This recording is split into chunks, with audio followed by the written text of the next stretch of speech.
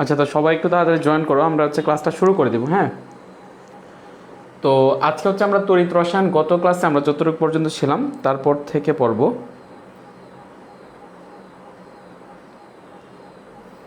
গত ক্লাসে যতটুকু পর্যন্ত ছিলাম তারপর থেকে পড়ব। বুঝলাম না, আজকে স্টুডেন্ট এত কম কেন তোমাদের?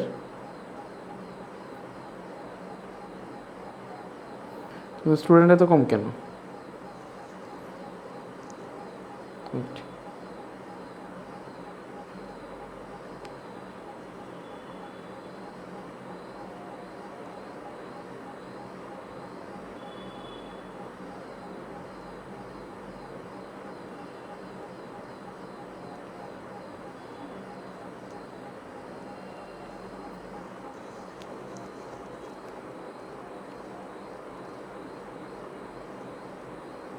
আচ্ছা, তো সবাই একটু চিন্তা করো, আমরা গত ক্লাসে কোন পর্যন্ত ছিলাম অ্যাকচুয়ালি?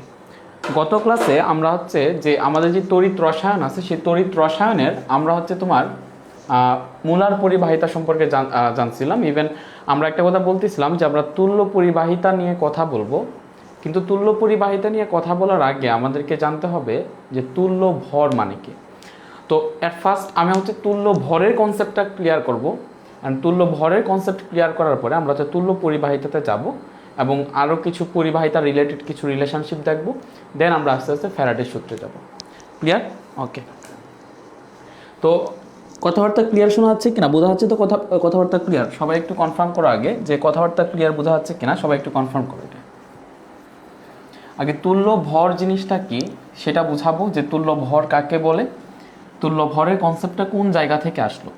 দেখো, তোমরা জানো যে তুল্য ভর কীভাবে বের করতে হয়। তোমাকে যদি বলি যে ভাই সোডিয়ামের তুল্য ভর কত, তাহলে তুমি বলবো যে ভাই সোডিয়ামের তুল্য ভর হচ্ছে 23, অর্থাৎ 23/1। মানে আমরা যদি কোনো ধাতুর তুল্য ভর বের করি, তখন সেটার গ্রাম পারমাণবিক ভরকে আমরা কি করি, তার ওই ধাতুর যোজনী দিয়ে আমরা ভাগ করি। এটা যদি করি তখন আমরা সেই ধাতুর তুল্য ভরটা পেয়ে যাব। যেমন ধরো আমি যদি বলি ক্যালসিয়ামের তুল্য ভর কত, তাহলে তুমি হচ্ছে ক্যালসিয়ামের ভর দিলা 40, ক্যালসিয়ামের যোজনী হচ্ছে কত তোমার 2, দ্যাট মিনস 2 দিয়ে ভাগ দিবা, তাহলে 20। এটাকে গ্রামে এককে প্রকাশ করলা, এই যে 20 গ্রাম, সেটা হচ্ছে ক্যালসিয়ামের এক তুল্য ভর, যেটাকে আমরা বলি 1 ইকুইভ্যালেন্ট মাস। কিন্তু আমার কথা হচ্ছে যে ভাইয়া, আমরা কেন এই কাজটা করতেছি? আমরা যখন তুল্য ভর বের করতেছি তখন কেন এই গ্রাম পারমাণবিক ভর বা একটা যৌগের যখন করতে যাচ্ছি, তখন গ্রাম আণবিক ভরকে কেন আমরা তার যোজনী বা হাইড্রোজেনের সংখ্যা বা ক্যাটায়নের সংখ্যা বা অ্যানায়নের সংখ্যা দিয়ে ভাগ করতেছি, বা এটার এক্সাক্ট কনসেপ্টটা কি, এটা এক্স্যাক্টলি কি বোঝায়, এটার ফিল আমি যদি একেবারে ফিল করতে চাই তখন সেটাকে আমরা এক্স্যাক্টলি কি বলবো। তাহলে খেয়াল করো, তুল্য ভরের কনসেপ্টটা কোন জায়গা থেকে আসলো, আমি সেটা একটু বোঝানোর ট্রাই করি। তুল্য ভরের কনসেপ্টটা কোন জায়গা থেকে আসলো? আচ্ছা, তো তুল্য ভর এই জিনিসটা তুমি হরহামেশাই পাবা, অর্থাৎ যখনই তুমি ইলেকট্রোকেমিস্ট্রি পড়তে আসবা, যখনই তুমি তড়িৎ রসায়ন পড়তে আসবা, তখনই দেখবা একমাত্র তুল্য ভর নিয়ে কথাবার্তা চলতেছে। সেটার একটা কজ আছে, কারণ এই যে তুল্য ভরের যে কনসেপ্ট, সেই কনসেপ্ট ডেভেলপ করছে তোমার সেই ইলেকট্রোকেমিস্ট্রি থেকে, অর্থাৎ তড়িৎ রসায়ন থেকেই সেই কনসেপ্টটা ডেভেলপ করছে। খেয়াল করো, ধরো এটা হচ্ছে আমার একটা তড়িৎ বিশ্লেষ্য কোষ, এবং এইখানে তড়িৎ বিশ্লেষ্য কোষে আমরা যেটা করব সেটা হচ্ছে, এখানে একটা হচ্ছে এনোড এবং আরেকটা হচ্ছে ক্যাথোড। সো এখানে হচ্ছে আমরা একটা ব্যাটারি লাগাই দিলাম, এটা হচ্ছে এনোড, ব্যাটারি ধনাত্মক প্রান্তের সাথে যুক্ত। সো এটা হচ্ছে এনোড আর এটা হচ্ছে ক্যাথোড। একটা হচ্ছে এনোড আর একটা হচ্ছে কি ক্যাথোড। এনোড হচ্ছে পজিটিভ আর ক্যাথোড হচ্ছে নেগেটিভ। এনোড হচ্ছে পজিটিভ, ক্যাথোড হচ্ছে নেগেটিভ। এখন ধরো এই জায়গায় আমি একটা তরল নিলাম, ফ্লুইড নিলাম, যে ফ্লুইডটার মধ্যে আমি ধরো যে সোডিয়াম ক্লোরাইডকে আমি দ্রবীভূত করলাম। দ্যাট মিনস এখানে আমি পাবো কি সোডিয়াম তোমার Na+Cl-, এখানে কি পাবো Cl- Na+। ওকে, তো এখন তড়িৎ বিশ্লেষ্য কোষে এক্স্যাক্টলি কি ঘটে ব্যাপারটা চিন্তা করো। এনোডে হচ্ছে জারণ বিক্রিয়া ঘটে, তার মানে এনোড কি করে, এনোড যেহেতু নিজে পজিটিভ সেহেতু সে নেগেটিভ কোনো কিছুকে সে কি করে, আকর্ষণ করে। অর্থাৎ ধরো এখানে Cl- কি সে আকর্ষণ করলো। তো এখানে সিএল মাইনাসকে যখন সে আকর্ষণ করলো অ্যানোড, সিএল মাইনাস কী করলো, এখানের অ্যানোডে যাওয়ার পরে সে তার যেই একটা ইলেকট্রন ছিল তার সেই একটা ইলেকট্রনকে সে অ্যানোডে দান করে দেয়। একটা ইলেকট্রনকে সে কি করে, দান করে দেয়।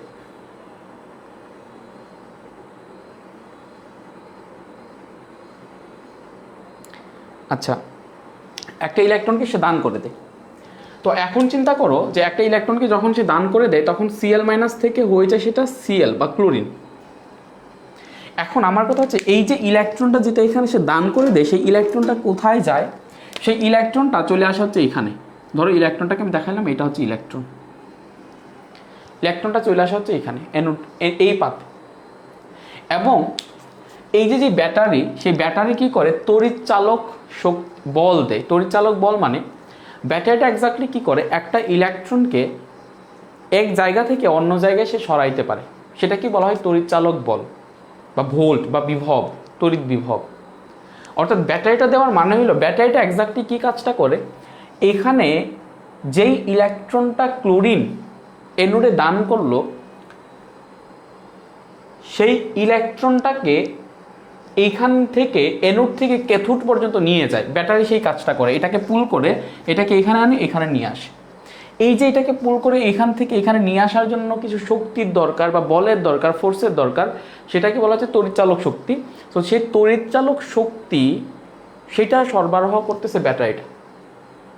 ব্যাটারিটা কী করতেছে, সেই অ্যানোডে যে ইলেকট্রনটা আসতেছে সেই ইলেকট্রনটাকে সে আলটিমেটলি পুল করতেছে, নিয়ে সেটাকে ক্যাথোড পর্যন্ত পৌঁছায় দিচ্ছে। অ্যান্ড আলটিমেটলি কী হচ্ছে, এই যে ইলেকট্রনটা, সেই ইলেকট্রনটা এটার মধ্য দিয়ে পরিবাহিত হয়ে এখানে ইলেকট্রনটা আসলো।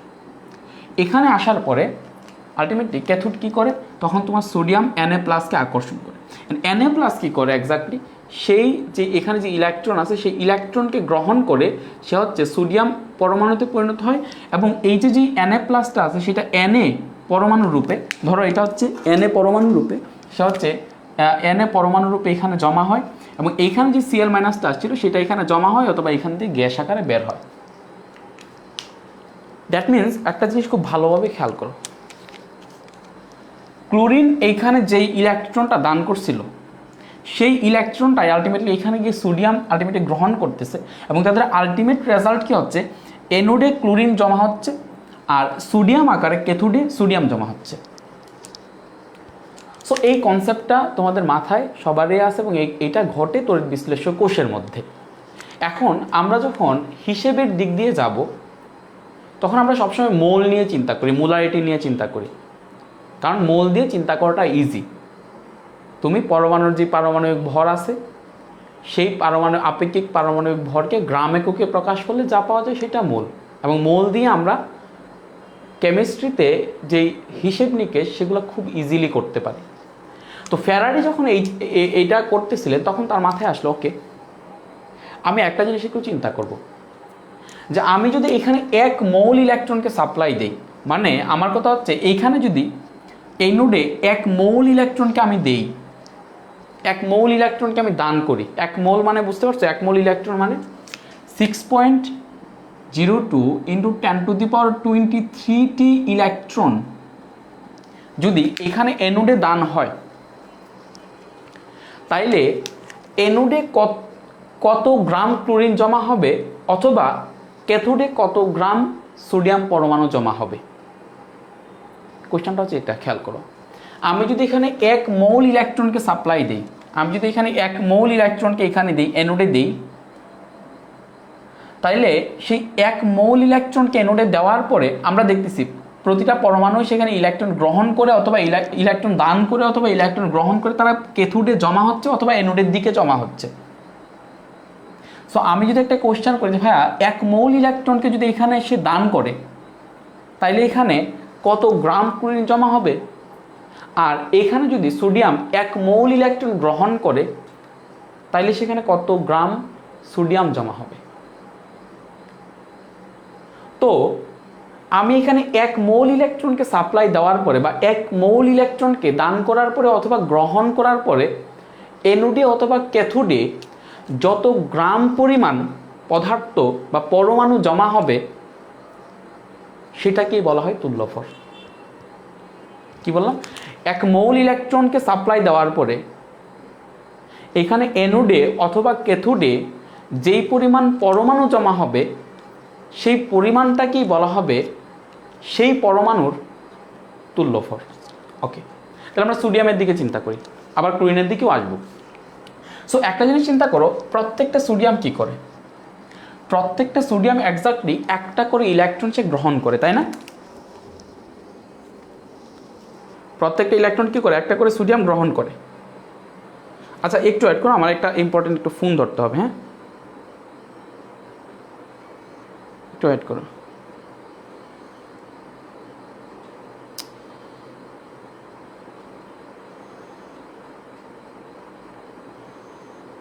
একটু অ্যাড করো। হ্যালো, আসসালামু আলাইকুম সৈকত।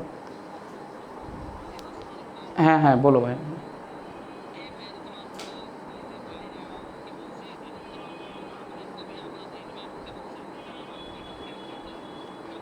ও আচ্ছা, তাহলে আমি কালকে আইসা খাটটা, হ্যাঁ খাটটা চেঞ্জ করে ফেলবো, সমস্যা নেই। এখন রুমে থাকতেছেন এটা বলা যায় না, কারণ আমার হয়তো এই 2 দিন পরে আবার আসা লাগতে পারে, বুঝছো না? বুঝছো? আচ্ছা ঠিক আছে। হুম হুম, হ্যাঁ সমস্যা নেই, একটা চাবি দিয়ে যায় তাহলে হবে। হ্যাঁ ওকে, কালকে আসতে গেলে 10টা 12টা তো বাজবেই।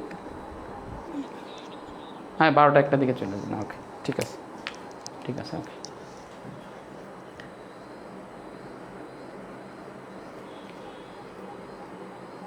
আচ্ছা, তো আমি যেটা বলতেছিলাম সেটা হচ্ছে তুল্য ভর মানে কি, তুল্য ভরের ইনিশিয়াল কনসেপ্টটা না, তুল্য ভর মানে কি, আমি যদি সেইখানে 1 মৌল ইলেকট্রনকে সাপ্লাই দেই তখন যত গ্রাম পরিমাণ পদার্থ অ্যানোডে বা ক্যাথোডে জমা হবে সেটাই হচ্ছে তুল্য ভর। অর্থাৎ সোডিয়ামের ক্ষেত্রে চিন্তা করি, আমরা জানি এই প্রত্যেকটা সোডিয়াম একটা করে ইলেকট্রনকে গ্রহণ করে। প্রত্যেকটা সোডিয়াম কয়টা করে ইলেকট্রনকে গ্রহণ করে, একটা করে ইলেকট্রনকে। তার মানে আমি যদি সেখানে 6.02 × 10⁻23টি ইলেকট্রন ক্যাথোডে এনে দেই তখন ঠিক 6.02 × 10⁻23টি সোডিয়াম পরমাণু এখানে জমা হবে, তাই তো? কারণ প্রত্যেকটা Na+, প্রত্যেকটা সোডিয়াম আয়ন একটা করে ইলেকট্রন তারা গ্রহণ করে এবং একটা করে ইলেকট্রন গ্রহণ করে তারা ক্যাথোডে জমা হয়। দ্যাট মিন্স আমি যদি 10টা ইলেকট্রন দিই তাহলে এখানে 10টা সোডিয়াম গিয়ে জমা হবে, 10টা সোডিয়াম। দ্যাট মিন্স আমি যদি সেখানে 6.02 × 10⁻23টি ইলেকট্রন দিই তাহলে সেখানে সোডিয়াম জমা হবে 6.02 × 10⁻23টি সোডিয়াম পরমাণু। এবং 6.02 × 10⁻23টি সোডিয়াম পরমাণু মানে আমরা বলতে পারি 1 মোল সোডিয়াম, এবং 1 মোল সোডিয়াম মানে আমরা লিখতে পারি 23 গ্রাম। তাহলে এই 23 গ্রামই হচ্ছে সোডিয়ামের 1 ইকুইভ্যালেন্ট মেস, 1 ইকুইভ্যালেন্ট মেস। অর্থাৎ সোডিয়ামের যে মোলার ভর সেটাই তার তুল্য ভর। এখন একটা জিনিস চিন্তা করো, এখানে ক্লোরিন নাই, এখানে সোডিয়াম নাই, এখানে আছে হচ্ছে ক্যালসিয়াম, এখানে আছে হচ্ছে ক্যালসিয়াম।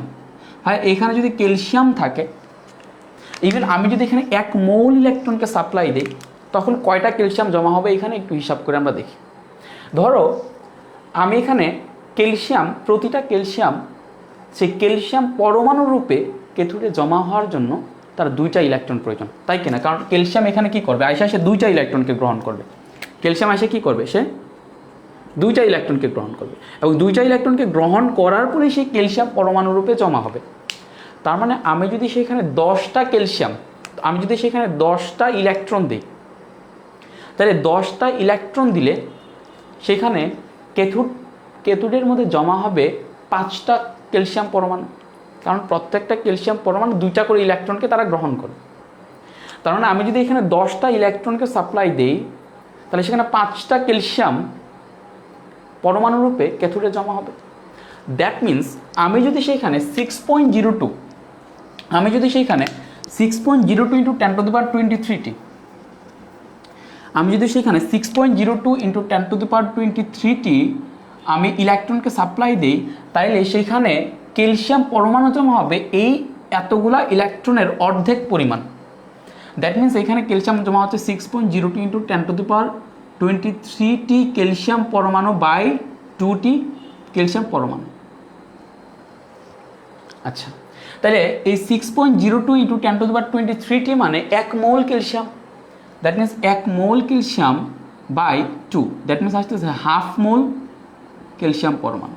দ্যাট মিনস আসতেছে হাফ ইন্টু ক্যালসিয়ামের 1 মোল কত, 40 গ্রাম, 40 সুতরাং 20 গ্রাম। দ্যাট মিনস আমি বলতে পারি যে এখানে যদি আমি 6.02 অর্থাৎ 1 মোল ইলেকট্রনকে সাপ্লাই দিই, তখন সেখানে 20 গ্রাম ক্যালসিয়াম জমা হবে। দ্যাট মিনস এই 20 গ্রামটাই হচ্ছে সেই ক্যালসিয়ামের তুল্য ভর। সবাই কনসেপ্টটা বুঝছো কিনা কমেন্ট করে জানাও। সবাই কনসেপ্টটা বুঝছো কিনা কমেন্ট করে জানাও।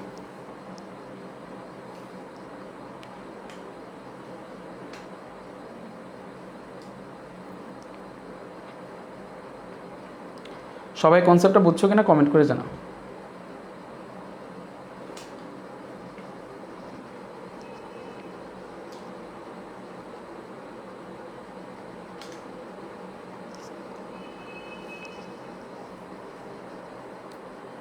আচ্ছা, আমি আবার বলতেছি তুল্য ভরের ডেফিনেশনটা কি। তুল্য ভরের ডেফিনেশনটা হচ্ছে এক্সাক্ট, তুমি যদি ফিল করতে চাও যে তুল্য ভর জিনিসটা কি, তাহলে তোমাকে সেটা দেখতে হবে যে আমি যদি এনোডে বা ক্যাথোডে 6.02 ইন্টু 10⁻23টি ইলেকট্রন দিই, মানে আমি যদি সেখানে 1 মোল ইলেকট্রনকে সাপ্লাই দিই, তখন সেখানে এনোডে বা ক্যাথোডে কত গ্রাম পরিমাণ পরমাণু জমা হবে, সেটাই হচ্ছে তুল্য ভর। তাহলে আমরা একটা অন্য আরেকটা এক্সপেরিমেন্ট করি। ধরো সেখানে Ca2+ ছিল না, সেখানে ছিল অ্যালুমিনিয়াম Al3+, সেখানে ছিল কি Al3+, সেখানে ছিল কি Al3+। এখন Al3+ যদি থাকে, তাহলে Al3+ Al রূপে অর্থাৎ অ্যালুমিনিয়াম আয়ন অ্যালুমিনিয়াম রূপে ক্যাথোডে জমা হওয়ার জন্য তার কতটা ইলেকট্রন প্রয়োজন? 3টা ইলেকট্রন প্রয়োজন। একটা অ্যালুমিনিয়াম আয়ন অ্যালুমিনিয়াম পরমাণু রূপে জমা হওয়ার জন্য তার কতটা অ্যালুমিনিয়াম প্রয়োজন, কতটা ইলেকট্রন প্রয়োজন? 3টা করে ইলেকট্রন প্রয়োজন। তার মানে আমি যদি সেখানে 12টা ইলেকট্রনকে সাপ্লাই দিই, আমি যদি সেখানে সিম্পলি চিন্তা করো, আমি যদি সেখানে 12টা ইলেকট্রনকে সাপ্লাই দিই, 12টা ইলেকট্রনকে সাপ্লাই দিই, তখন এইখানে অ্যালুমিনিয়াম পরমাণু জমা হবে, অ্যালুমিনিয়াম পরমাণু জমা হবে তোমার 4টা অ্যালুমিনিয়াম পরমাণু। কেন? কারণ প্রতিটা অ্যালুমিনিয়াম আয়ন অ্যালুমিনিয়াম পরমাণু রূপে ক্যাথোডে জমা হওয়ার জন্য 3টা করে ইলেকট্রন প্রয়োজন। তাহলে আমি 12টা ইলেকট্রন দিলাম, 4টা অ্যালুমিনিয়াম, প্রত্যেকটা 3টা করে ইলেকট্রন নিয়ে তারা হচ্ছে ক্যাথোডে জমা হবে। তুল্য ভরের এক্সাক্ট মেইন কনসেপ্ট হচ্ছে আমি যদি সেইখানে 6.02 ইন্টু 10⁻23টি অর্থাৎ 1 মোল ইলেকট্রনকে আমি যদি সাপ্লাই দিই, তখন কত মোল বা কত গ্রাম পরমাণু এখানে জমা হবে, সেটাই হচ্ছে তুল্য ভর। তাহলে আমি যদি সেখানে ঐকিক নিয়ম করো, আমি যদি সেইখানে 1টি ইলেকট্রন দিই, তাহলে এখানে আসবে হচ্ছে তোমার 4/12টি অ্যালুমিনিয়াম। আমি যদি সেইখানে 1 মোল ইলেকট্রন দিই অর্থাৎ 6.02 ইন্টু 10⁻23টি ইলেকট্রন দিই, তাহলে সেখানে জমা হবে 4, অর্থাৎ আলটিমেটলি এখানে আসবে 4/12 কাটাকাটি গেলে 1 নিচে আসবে 3, 3 উপরে হচ্ছে 6.02 ইন্টু 10⁻23টি অ্যালুমিনিয়াম পরমাণু। হোয়াট ডাজ ইট মিন? তার মানে তুমি যদি 1 মোল ইলেকট্রনকে সাপ্লাই দাও, তাহলে 1/3 মোল অর্থাৎ 1/3 মোল অ্যালুমিনিয়াম জমা হবে। কারণ কি 6.02 ইন্টু 10⁻23টি অ্যালুমিনিয়াম পরমাণু মানে 6.02 ইন্টু 10⁻23টি অ্যালুমিনিয়াম পরমাণু মানে 1 মোল অ্যালুমিনিয়াম পরমাণু, 1 মোল অ্যালুমিনিয়াম পরমাণু। তাহলে 1/3 মোল অ্যালুমিনিয়াম, তাহলে 1 মোল অ্যালুমিনিয়াম কত, সেটা তুমি হিসাব করে ক্যালকুলেশন করে যে গ্রামটা পাবা, সেটাই হচ্ছে অ্যালুমিনিয়ামের তুল্য ভর। বুঝতে পারছো সবাই তুল্য ভরের কনসেপ্টটা কি? যে আমি যদি সেইখানে 6.02 ইন্টু 10⁻23টি ইলেকট্রন ওর আমি যদি সেখানে 1 মোল ইলেকট্রনকে সাপ্লাই দিই, তখন আলটিমেটলি সেখানে কত গ্রাম পরিমাণ পদার্থ জমা হবে, সেটা কি বলা হয় 1 ইকুইভ্যালেন্ট মাস বা তুল্য ভর। এখন আসো যে ভাই আমাকে বললো যে H2SO4, H2SO4 এটার তুল্যভর কত? H2SO4 এর তুল্যভর কত? দেখো বইয়ে যে সূত্রগুলো লেখা আছে এগুলো সম্পূর্ণ সবগুলো ঐকিক নিয়ম থেকে আসা, বুঝছো? সূত্রগুলো খুব কঠিন না, ঐকিক নিয়ম থেকে আসা, এগুলো একটা ঐকিক নিয়ম থেকে আসছে। ঐকিক নিয়ম তোমরা পড়ে আসছো, ইউনিটারি মেথড তোমরা পড়ে আসছো ক্লাস 4 অথবা 5 সেই কনসেপ্ট দিয়ে তোমরা কাজ করতে পারতেছো। বাট প্রবলেম ইজ দ্যাট আমরা যখন পড়তে যাই আমাদেরকে এমনভাবে বোঝানো হয় যে জিনিসগুলো না জানি কি, কিন্তু জিনিসগুলো অত্যধিক যে আমি এই ইলেকট্রোকেমিস্ট্রি চ্যাপ্টার ইন্টারে শেষ করছি বড় জোর তোমার আমার 2 দিনও লাগে না, একদিন নিয়ে বসছিলাম শেষ হয়ে গেছে, জাস্ট একদিন নিয়ে বসছিলাম ইলেকট্রোকেমিস্ট্রি, তারপরে কোনোদিন আর ইলেকট্রোকেমিস্ট্রি আমার পড়তে হয় না। কিন্তু তোমাদের বারবার ইলেকট্রোকেমিস্ট্রি পড়তে হয়, বারবার ইলেকট্রোকেমিস্ট্রিতে প্রবলেম ঘটে। কেন ঘটে? কারণ তোমাদের কনসেপ্ট ক্লিয়ার না। তোমরা এই যে ছোটো ক্লাসে যে জিনিসগুলো পড়ে আসছো সেগুলোর সাথে এখনকার পড়াশোনাটাকে রিলেট করতে পারতেছো না, দ্যাটস দ্য ফল্ট। গতকালকে একটা পেপারে দেখলাম, প্রথম আলো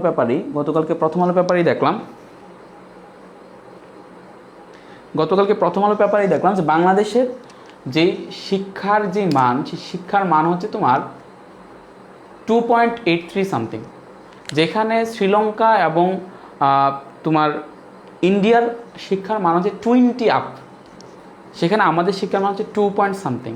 তুমি বুঝতে পারতেছো 2 পয়েন্ট সামথিং মানে কি? আর ওদের চার হচ্ছে 20, তার মানে কি?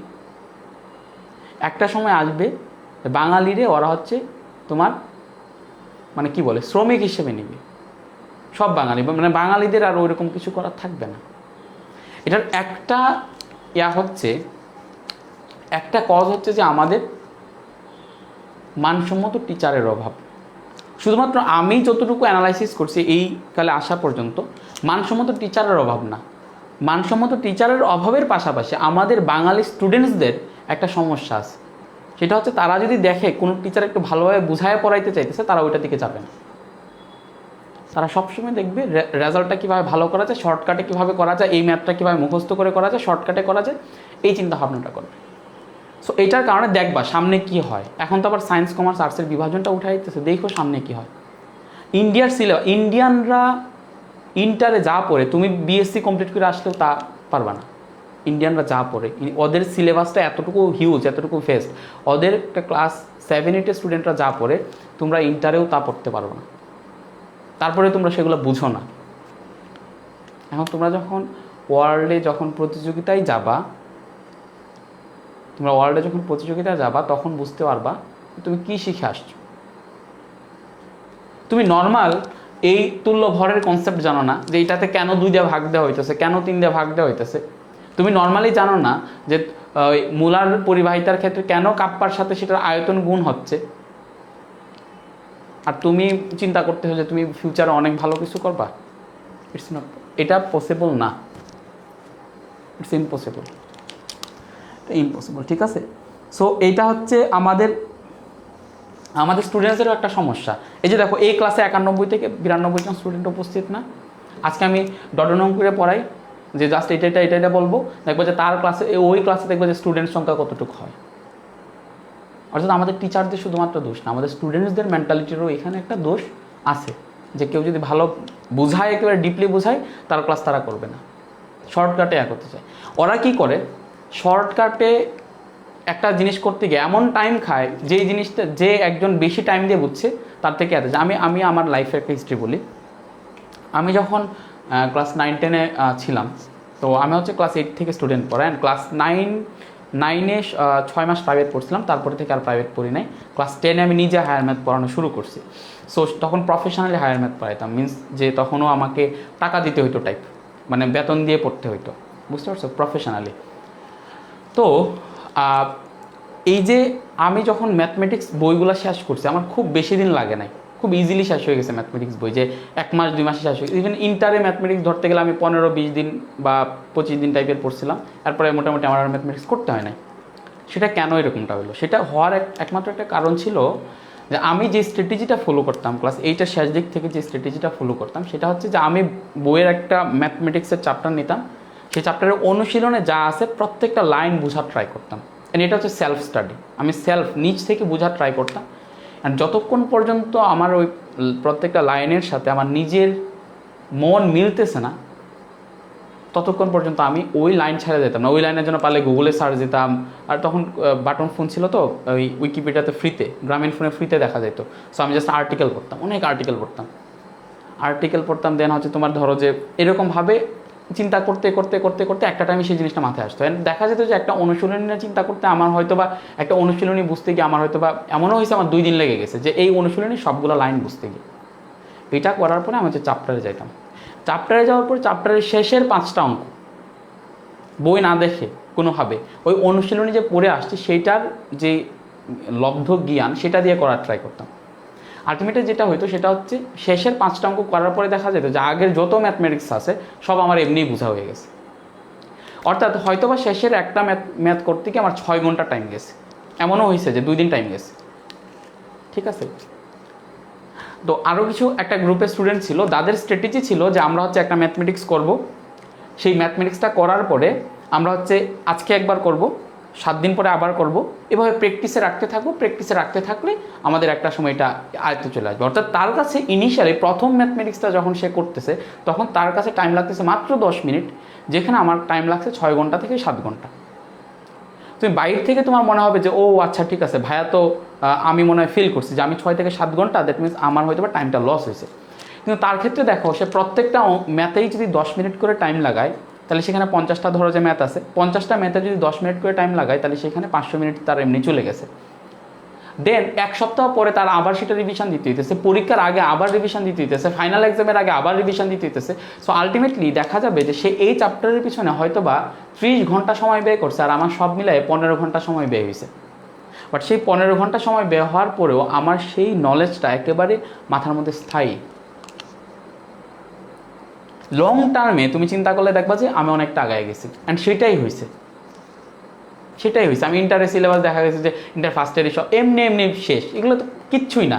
ইন্টার জিনিসটা আমি বলি, ইন্টার লাইফের তোমরা যে ম্যাথমেটিক্স দেখো, ইন্টার লাইফের ম্যাথমেটিক্সে কিচ্ছু নাই, নাথিং ভাই। এটার মধ্যে উপপাদ্য নাই, সম্পাদ্য নাই, জাস্ট ওই সরল রেখার মানে ওই তোমার কি বলে স্থানাঙ্ক জ্যামিতি দিয়ে ওইখানে জ্যামিতির কাজ চালানো হয়েছে। এইটা জাস্ট এখানে নতুন শেখার মতো আসা হচ্ছে একমাত্র ক্যালকুলাস, যেটা তুমি নতুন শিখতে হবে। বাট এখানে যে ট্রাইগোনোমেট্রি আছে, যা আছে সরল রেখা থেকে শুরু করে যা আছে সবগুলা জিনিস তোমার ক্লাস 9-10-এর হায়ার ম্যাথ বই যে ভালোভাবে বুঝে পড়ে আসছে সে এটা পারবে। আমি তো এখন মেডিকেলের স্টুডেন্ট, এখন আমার হয়তো বা মাঝখানে আরও 3-4 বছর গ্যাপ পড়ে গেছে ইন্টার ম্যাথমেটিক্সের সাথে। বাট এখন আমি যদি স্টিল নাও, আমি যদি মনে করি যে আচ্ছা ঠিক আছে একটা স্টুডেন্টকে আমি 2 মাসে ম্যাথমেটিক্স শেষ করাবো, 3 মাসে ম্যাথমেটিক্স শেষ করাবো, সেটা পসিবল। ঠিক আছে। সেটার কারণ হচ্ছে সেই যে নলেজটা যেটা আসছে, দেখো আমি ইলেকট্রোকেমিস্ট্রি পড়ি না হয়তো বা 3-4 বছর ধরে, তারপরে আমি তোমাকে এমনভাবে ইলেকট্রোকেমিস্ট্রি পড়াচ্ছি যে তুমি ফিল করতে হচ্ছে সেখানে আমি হচ্ছে একজন কেমিস্ট্রির টিচার। আমি বায়োলজি পড়াতে গেলেও সেভাবেই পড়াবো, আমি ম্যাথমেটিক্স পড়াতে গেলেও সেভাবেই পড়াবো। কোথাও আমার স্ট্র্যাটেজিটা ভিন্ন ছিল, ফিল করার স্ট্র্যাটেজিটা ছিল। এটা কেন আসলো সেটা নিজে আইডেন্টিফাই করার ট্রাই করতাম। একেবারে বেসিক, একেবারে ডিপ। ইভেন তুমি যখন একেবারে বেসিকে যাওয়ার ট্রাই করবে তখন দেখবা যে আসলে শেখার মতো নতুন কিছু নাই। ঠিক আছে, শেখার মতো নতুন কিছু নাই, সেখানে জাস্ট রিলেট করা। ইভেন এডুকেশনের ডেফিনেশনটাও ঠিক এরকম। তুমি একজন শিক্ষিত মানুষ, তার মানে তুমি বিভিন্ন জিনিসের মধ্যে খুব সহজে রিলেট করতে পারতেছো। আইকিউ এর ডেফিনেশনটা এরকম। আইকিউ এর ডেফিনেশনটাই হচ্ছে এরকম যে তোমার আইকিউ বেশি, তার মানে কি তুমি একটা জিনিসের সাথে আরেকটা জিনিসের রিলেট খুব বেশি করতে পারতেছো, খুব তাড়াতাড়ি করতে পারতেছো, দ্যাট ইজ দ্য আইকিউ।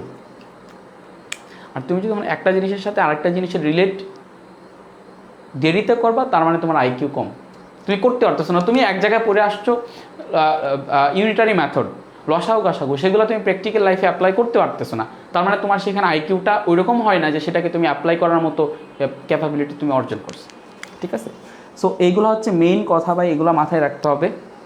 তো আমি আশা করি তুল্যভরের কনসেপ্টটা সবাই বুঝছো। সো আমরা এখন দেখবো যে আমাকে যদি বলে যে ভাই H2SO4 সেটার তুল্যভর কত, সেটা কীভাবে বের করবো।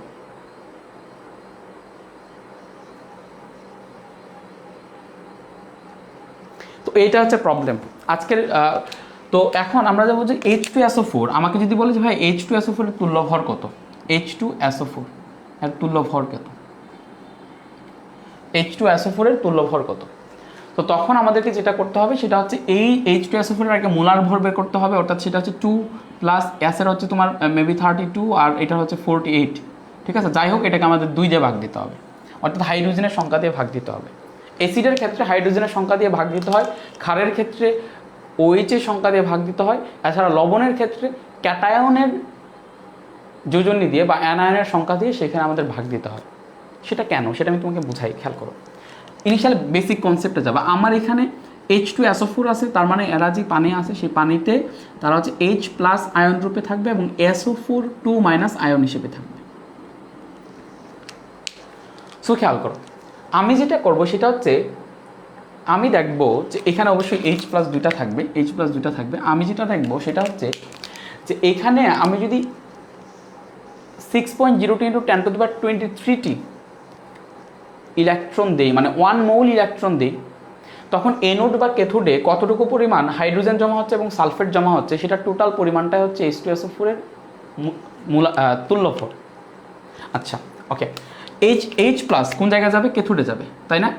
সরি, হ্যাঁ, H+ ক্যাথোডে যাবে আর এই SO4 2- এনোডে আসবে। সো আমি যদি এখানে 6.02 × 10⁻23 ইলেকট্রনকে দেই, দেখো একটা H+ একটা ইলেকট্রনকে গ্রহণ করে, একটা H+ কি করে? একটা ইলেকট্রনকে গ্রহণ করে সেইখানে হাইড্রোজেন হিসেবে জমা হয়, হাইড্রোজেন পরমাণু হিসেবে, H হিসেবে। তার মানে আমি যদি সেখানে 6.02 × 10⁻23 ইলেকট্রন দিই, সরি এখানে 48 না 64 হবে, কারণ 16 × 4 64। আচ্ছা, যাই হোক। তো আমি যদি সেইখানে কি করি, আমি যদি সেইখানে 6.02 × 10⁻23 ইলেকট্রন দিই, তার মানে 6.02 × 10⁻23 হাইড্রোজেন পরমাণু আমি দেখব এখানে জমা হইতে। তার মানে আমি 1 মোল ইলেকট্রন দিলে 1 মোল হাইড্রোজেন জমা হবে, 1 mole hydrogen. Clear? 1 mole hydrogen. আর আমি যদি এখানে 6.02 × 10⁻23 ইলেকট্রনের কথা চিন্তা করি, SO4 2- এখানে এসে জমা হবে, কারণ SO4 2- আছে, প্রত্যেকেই 2টা করে ইলেকট্রন দান করবে, প্রত্যেকেই 2টা করে ইলেকট্রন দান করবে। প্রত্যেকে কয়টা করে ইলেকট্রন নিয়ে কাজ করতেছে? 2টা করে, ঠিক আছে? তার মানে এইখানে আমি যদি 2টা ইলেকট্রন সে দান করলে SO4 জমা হয় একটা, SO4 জমা হয় কয়টা? একটা। তার মানে ঐকিক নিয়ম করো, একটা ইলেকট্রন যদি আমি এখানে দান করে তাহলে SO4 জমা হয় 1/2 SO4। আমি যদি সেখানে 6.02 × 10⁻23 ইলেকট্রন দিই, তার মানে সোজা কথায় আমি যদি সেখানে 1 মোল ইলেকট্রন দিই, আচ্ছা 23টা আগে দিই, তাহলে সেখানে জমা হবে 1 × 6.02 × 10⁻23/2 SO4। That means half mole SO4। তার মানে খেয়াল করো, H2SO4 এর এই জায়গায় আমি যদি 6.02 × 10⁻23 ইলেকট্রন নিয়ে কাজ করি, তাহলে সেখানে 1 মোল হাইড্রোজেন প্লাস আমার সেখানে হাফ মোল SO4 জমা হচ্ছে, আর এটাই হচ্ছে সেটা H2SO4 এর তুল্যফল। এখন তুমি দেখো সেই জিনিসটা কিন্তু এটার সাথে যায় যে H2SO4 ছিল আমার, এটাকে যদি আমি 2 দিয়ে ভাগ দিয়ে দিই তাহলে কিন্তু আমি এই জিনিসটা পাই, যে এখানে খেয়াল করো হাইড্রোজেনকে 2 দিয়ে ভাগ দিলে আমরা পাই হচ্ছে তোমার H, একটা H, তার মানে 1 মোল H। SO4 এখানে একটা আছে, সো আমরা পাবো হাফ মোল, হাফ SO4। এটা কিন্তু এটাকে ইন্ডিকেট করে। সো আশা করি সবাই বুঝছো তুল্যফল এর কনসেপ্টটাকে। সবাই একটু বলো যে এই জিনিসটা ক্রিস্টাল ক্লিয়ার হয়েছে কিনা সবার।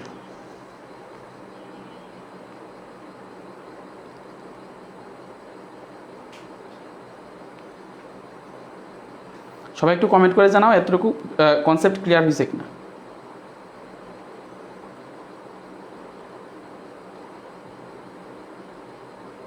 আচ্ছা, ওকে, তাহলে এতটুকু কনসেপ্ট ক্লিয়ার। সো আমি এখন চলে যাব যে তোমার হচ্ছে তোমার তুল্য পরিবাহিতার ক্ষেত্রে। তো তুল্য পরিবাহিতা ও মোলার পরিবাহিতার মতো একটু মনে ব্লার হয়েছে, বাট ঠিক হয়ে যাবে। তুল্য পরিবাহিতা ও মোলার পরিবাহিতার মতো, অর্থাৎ আমি যদি 1 সেন্টিমিটার দূরত্বে এনোড এবং ক্যাথোড আছে এরকম যদি আমি একটা পাত্র নিই এবং সেই পাত্রের ক্ষেত্রফলটা বা আয়তনটা অনির্দিষ্ট করে দেওয়া নাই, ওকে। তো ধরো এইখানে হচ্ছে আমার এনোড আছে, এখানে হচ্ছে ক্যাথোড আছে এবং সেই অ্যানোড এবং ক্যাথোডের মধ্যবর্তী দূরত্ব হচ্ছে 1 সেন্টিমিটার। ওকে, 1 সেন্টিমিটার দূরত্বে অবস্থিত অ্যানোড এবং ক্যাথোড এরকম একটা পাত্রে, যার আয়তনটা নির্দিষ্ট না, এরকম একটা পাত্রে আমি যদি 1 ইকুইভ্যালেন্ট মাস পরিমাণ কোনো কিছু এখানে দ্রবীভূত করি,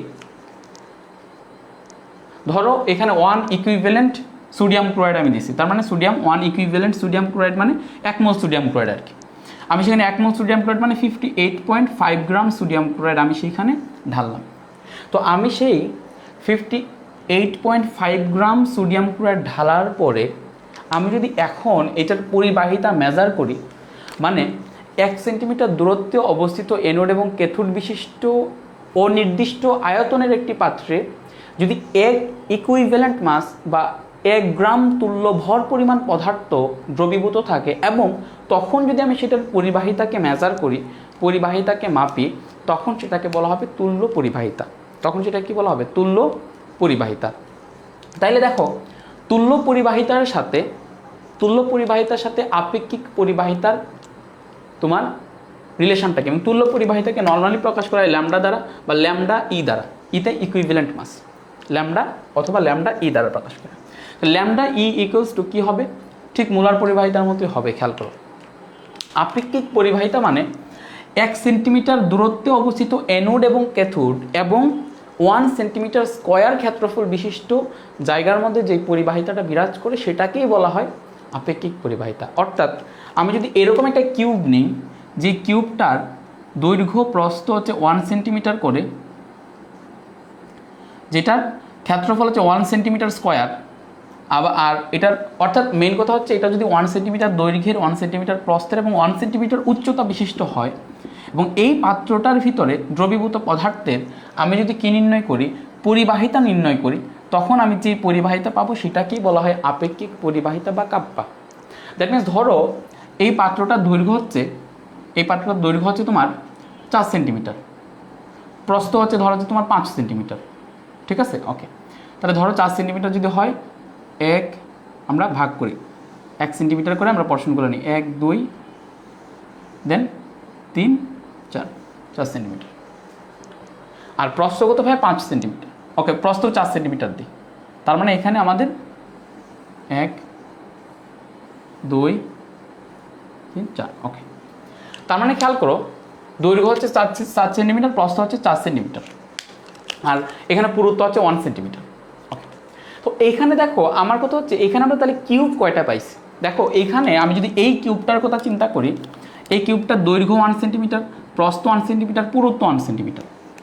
তার মানে এইটা হচ্ছে একটা কিউব যেটা দৈর্ঘ্য, প্রস্থ, উচ্চতা বা পুরুত্ব তিনটা হচ্ছে 1 সেন্টিমিটার, এবং এই বক্সটার ভিতরে আমি যে পরিবাহিতাটা পাবো, এই বক্সটার ভিতরের দ্রবণে আমি যেই পরিবাহিতাটা পাবো সেটাকে বলা হচ্ছে কাপ্পা বা আপেক্ষিক পরিবাহিতা। তার মানে এটা হচ্ছে এই একটা কিউবে কাপ্পা পরিমাণ আমার পরিবাহিতা আছে। তাহলে প্রতিটা কিউবে যদি কাপ্পা পরিমাণ পরিবাহিতা থাকে, তাহলে আমার টোটাল পরিবাহিতা কত আসে? টোটাল পরিবাহিতা 1 2 3 4 5 6 7 8 9 10 11 12 13 14 15 16, অর্থাৎ টোটাল পরিবাহিতা আসে 16 কাপ্পা, 16 কাপ্পা। এই 16টা কি? এই 16টা হচ্ছে এই যে বক্সটা আছে সেই বক্সটার আয়তন। কেননা আমি আয়তনের ডেফিনেশন আমি তোমাকে বলছিলাম, আয়তন মানে হচ্ছে ঘনকের সংখ্যা। কেমন ঘনকের সংখ্যা? 1 সেন্টিমিটার দৈর্ঘ্যের, 1 সেন্টিমিটার প্রস্থের এবং 1 সেন্টিমিটার উচ্চতা বা পুরুত্ব বিশিষ্ট ঘনকের সংখ্যা যতটা, সেই জায়গাটার আয়তনও তত। তার মানে এখানে দেখো 1 সেন্টিমিটার দৈর্ঘ্যের, 1 সেন্টিমিটার প্রস্থের এবং 1 সেন্টিমিটার উচ্চতা বিশিষ্ট বা পুরুত্ব বিশিষ্ট এরকম ঘনকের সংখ্যা 16টা। তার মানে সেটার আয়তন কত? 16। দ্যাট মিনস এখানে যে 16 যে সংখ্যাটা আছে সেটা কি ইন্ডিকেট করে? আয়তনকে, ভি ইন্টু কাপ্পা। কিন্তু সেইখানে যে ভি আছে, সেই ভিটার আমাদের পরিচয়টা জানতে হবে। সেই ভিটা হচ্ছে, সেই আয়তনটা হচ্ছে ততটুকু আয়তন, সেই আয়তনটা হচ্ছে ততটুকু আয়তন যতটুকু আয়তনে 1 গ্রাম ইকুইভ্যালেন্ট ম্যাস পরিমাণ পদার্থ দ্রবীভূত থাকে। কারণ এই যে পুরাটা আয়তন, সেই আয়তন আমরা আগেই বলে নিচ্ছি যে 1 গ্রাম তুল্যভর পরিমাণ পদার্থ জমা আছে। তাহলে সেখানে ভি এর পরিচয়টা হচ্ছে, ভি হচ্ছে ততটুকু পরিমাণ আয়তন যতটুকু পরিমাণ আয়তনে 1 গ্রাম তুল্যভর পরিমাণ পদার্থ জমা আছে। তাহলে এখন চিন্তা করো, এখন এখানে যদি আমি কনসেন্ট্রেশন দিয়ে হিসাব করি, ধরো আমরা অনেক সময় 1 নর্মালিটি ইউজ করি। নর্মালিটি এটা হচ্ছে দ্রবণের ঘনমাত্রা প্রকাশের একটা একক, নর্মালিটি, যেটাকে আমরা বড় হাতের এন দিয়ে প্রকাশ করি।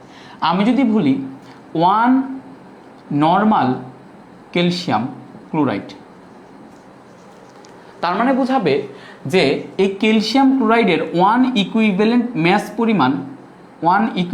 ম্যাস পরিমাণ পদার্থ পার লিটারে, প্রতি লিটারে জমা আছে।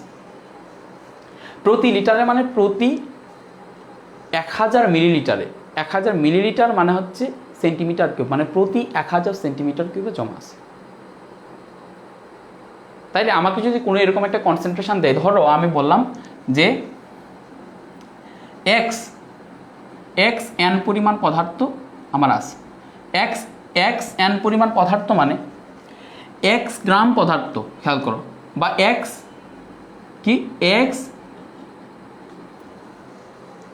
এন পরিমাণ পদার্থ মানে কি, মানে এক্স তোমার কি আছে, ইকুইভ্যালেন্ট ম্যাস পরিমাণ পদার্থ এই প্রতি লিটারে জমা আছে। কত লিটারে? 1000 লিটার, মানে 1000 সেন্টিমিটার কিউবে জমা আছে। ঠিক আছে, এখন দেখো, আচ্ছা এখানে 3 দিই, ওকে এক্স দিই, এক্স ইকুইভ্যালেন্ট ম্যাস পরিমাণ পদার্থ কত সেন্টিমিটার কিউবে জমা আছে? 1000 সেন্টিমিটার কিউব। এখানে দেখো ভি এর পরিচয়টা কি, ভি হচ্ছে ততটুকু আয়তন যতটুকু আয়তনে 1 ইকুইভ্যালেন্ট ম্যাস পরিমাণ পদার্থ জমা থাকে। সুতরাং এখানে ঐকিক নিয়ম করো, 1 ইকুইভ্যালেন্ট ম্যাস পরিমাণ পদার্থ জমা আছে 1000 বাই এক্স সেন্টিমিটার কিউব। অর্থাৎ এই আয়তনটা হচ্ছে ততটুকু আয়তন যতটুকু আয়তনে 1 ইকুইভ্যালেন্ট ম্যাস পরিমাণ পদার্থ জমা আছে। দ্যাট মিনস এখানে ভি এর জায়গায় আমি বসাইতে পারি 1000 বাই এক্স সেন্টিমিটার কিউব, অবশ্যই সেন্টিমিটার কিউব ইন্টু কাপ্পা। সবাই এতটুকু বুঝছো কিনা কমেন্ট করে জানো।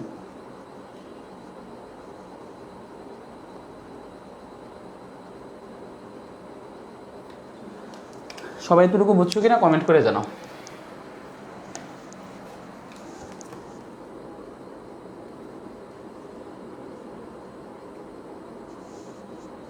আচ্ছা,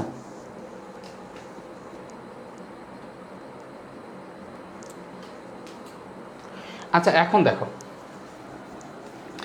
এখন আমরা একটা খুব ভালো একটা কনসেপ্টে যাব এবং সবাই খুব ডিটেলসে, সবাই খুব ভালোভাবে এটার দিকে চিন্তা করবা।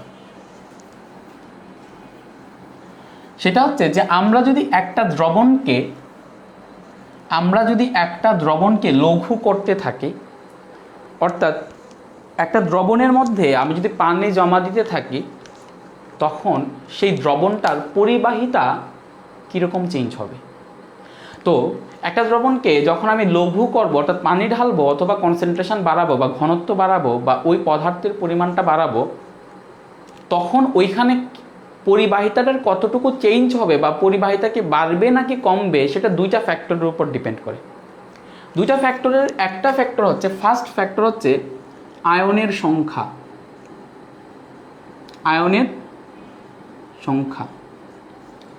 সেকেন্ড ফ্যাক্টর হচ্ছে আয়নের গতিবেগ। আয়নের গতিবেগটা হচ্ছে একটা পরোক্ষ, এটার একটা পরোক্ষ ফ্যাক্টর। আমি করে দিতে পারি যে আয়নগুলোর মধ্যকার ফোর্স বা আয়নগুলোর মধ্যকার বল, এই 2টা ফ্যাক্টরের উপর ডিপেন্ড করবে যে এখানে তোমার পরিবাহিতা কি বাড়বে নাকি কমবে। ওকে, আমি উদাহরণের মাধ্যমে দেখাই, খেয়াল করো। ধরো আমাদের এখানে 2টা জিনিস নিয়ে ডিল করতে হবে। ফার্স্ট জিনিস হচ্ছে স্ট্রং ইলেকট্রোলাইটস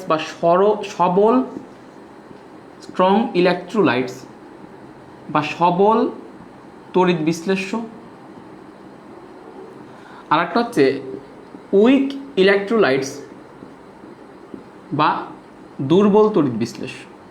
এবং এখানে শুরুতেই আমাদের একটা বেসিক যে কনসেপ্ট মাথায় ঢুকায় নিতে হবে।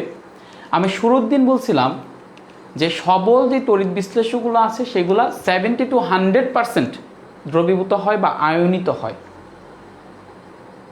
70 to 100% সেখানে আয়নিত হয়। অর্থাৎ আমি 100% ধরে নিলাম যে আমি যদি সেখানে 1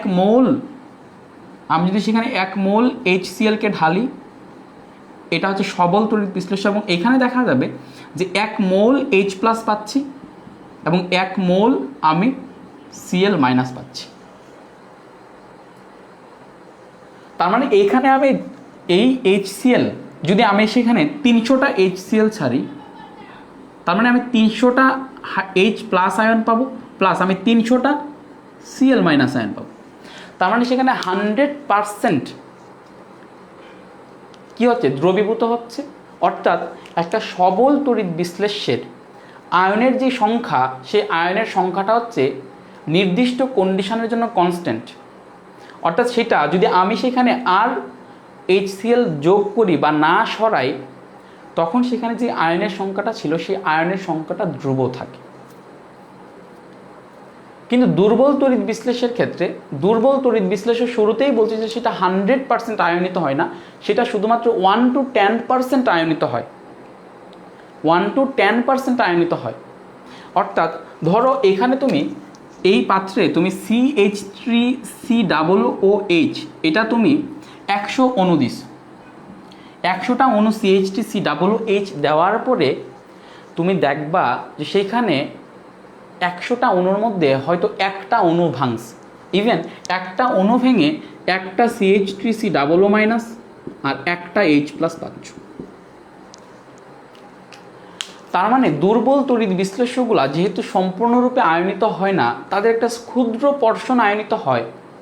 এখানে আমি 300টা HCl দিলে 300টা HClই ভেঙে আমাকে সেখানে আয়ন দিবে, কিন্তু সেখানে আমি 300টা CH3COOH দিলে হয়তো বা অনেক সময় 3000টার মধ্যে মাত্র 3টা অণু সেখানে ভেঙে তারা মাত্র 3টা করে আয়ন দেয়। ফার্স্ট কথা হচ্ছে এটা। সেকেন্ডটি খেয়াল করো, আমি যদি সেখানে, যেহেতু এখানে 300 অণু প্রথমে দিলাম, 300 অণু দেওয়ার পর 300 অণুই সেখানে আলটিমেটলি ভেঙে গেছে। সো আমি যদি সেই দ্রবণটাকে লঘু করতে থাকি, সেখানে আয়নের সংখ্যা বাড়বে না। আয়নের সংখ্যা কী হবে না, আয়নের সংখ্যাটা বাড়বে না, কারণ আয়ন 300 অণু আমি দিছিলাম, 300 অণুই সেখানে আয়ন হিসেবে চলে গেছে। সো আমি সেটাকে লঘু করলে সেখানে আয়নের সংখ্যা বাড়বে বা কমবে না, কারণ সেখানে আয়ন হওয়ার জন্য যতটুকু HCl দেওয়া হয়েছিল সম্পূর্ণ HClটা ভেঙে গেছে। কিন্তু দুর্বল তড়িৎ বিশ্লেষের ক্ষেত্রে সেখানে আমি সেখানে কি দিব, লঘু করব, আমি যত পানি দিব সেটার আয়নিত হওয়ার টেন্ডেন্সিটা তত বাড়বে। অর্থাৎ ধরো প্রথমে আমি একটা কিছু পানি ঢালার পরে সেখানে 3000 অণুর মধ্যে সেখানে তোমার 3টা অণু ভাঙছে, 3টা অণু ভেঙে তারা আয়ন দিচ্ছে। এখন আমি যদি সেটার মধ্যে আরও বেশি পানি ঢালি, আমি যদি সেটাকে লঘু করতে থাকি, আমি যদি সেটার ঘনত্ব কমাইতে থাকি, আরও বেশি পানি ঢালি, তখন আগে কী হয়েছিল 3000টার মধ্যে 3টা ভাঙছিল, এখন দেখা যাবে যে আরও এক্সট্রা 4টা ভেঙে গেছে, অণু ভেঙে গেছে এবং আরও 4টা আয়ন দিচ্ছে। তার মানে এইখানে দুর্বল তড়িৎ বিশ্লেষণের মধ্যে আমি যদি বাহির থেকে তড়িৎ বিশ্লেষ্য পদার্থ অ্যাড না করি, তখন আমি যদি দ্রবণটাকে লঘু করি, তখন দেখা যাবে যে তার যে আয়নিত হওয়ার প্রবণতা বা আয়ন, সে আয়নের সংখ্যাটা তোমার উঠানামা করতেছে, যেটা এটার ক্ষেত্রে সবল তড়িৎ বিশ্লেষণের ক্ষেত্রে সেটা হবে না। কারণ সবল তড়িৎ বিশ্লেষণের ক্ষেত্রে অলরেডি সেখানে তুমি যে কোনো কনসেন্ট্রেশনের নেও না কেন, সবল তড়িৎ বিশ্লেষককে যে কোনো কনসেন্ট্রেশনের নেও না কেন, যতটুকুই পানি দাও না কেন, সে 100% আয়নিত হয়ে যাবে। সো তার পরবর্তীতে যদি তাকে পানি বাড়াইতে থাকো, তার আয়নের পরিমাণ বাড়বে না।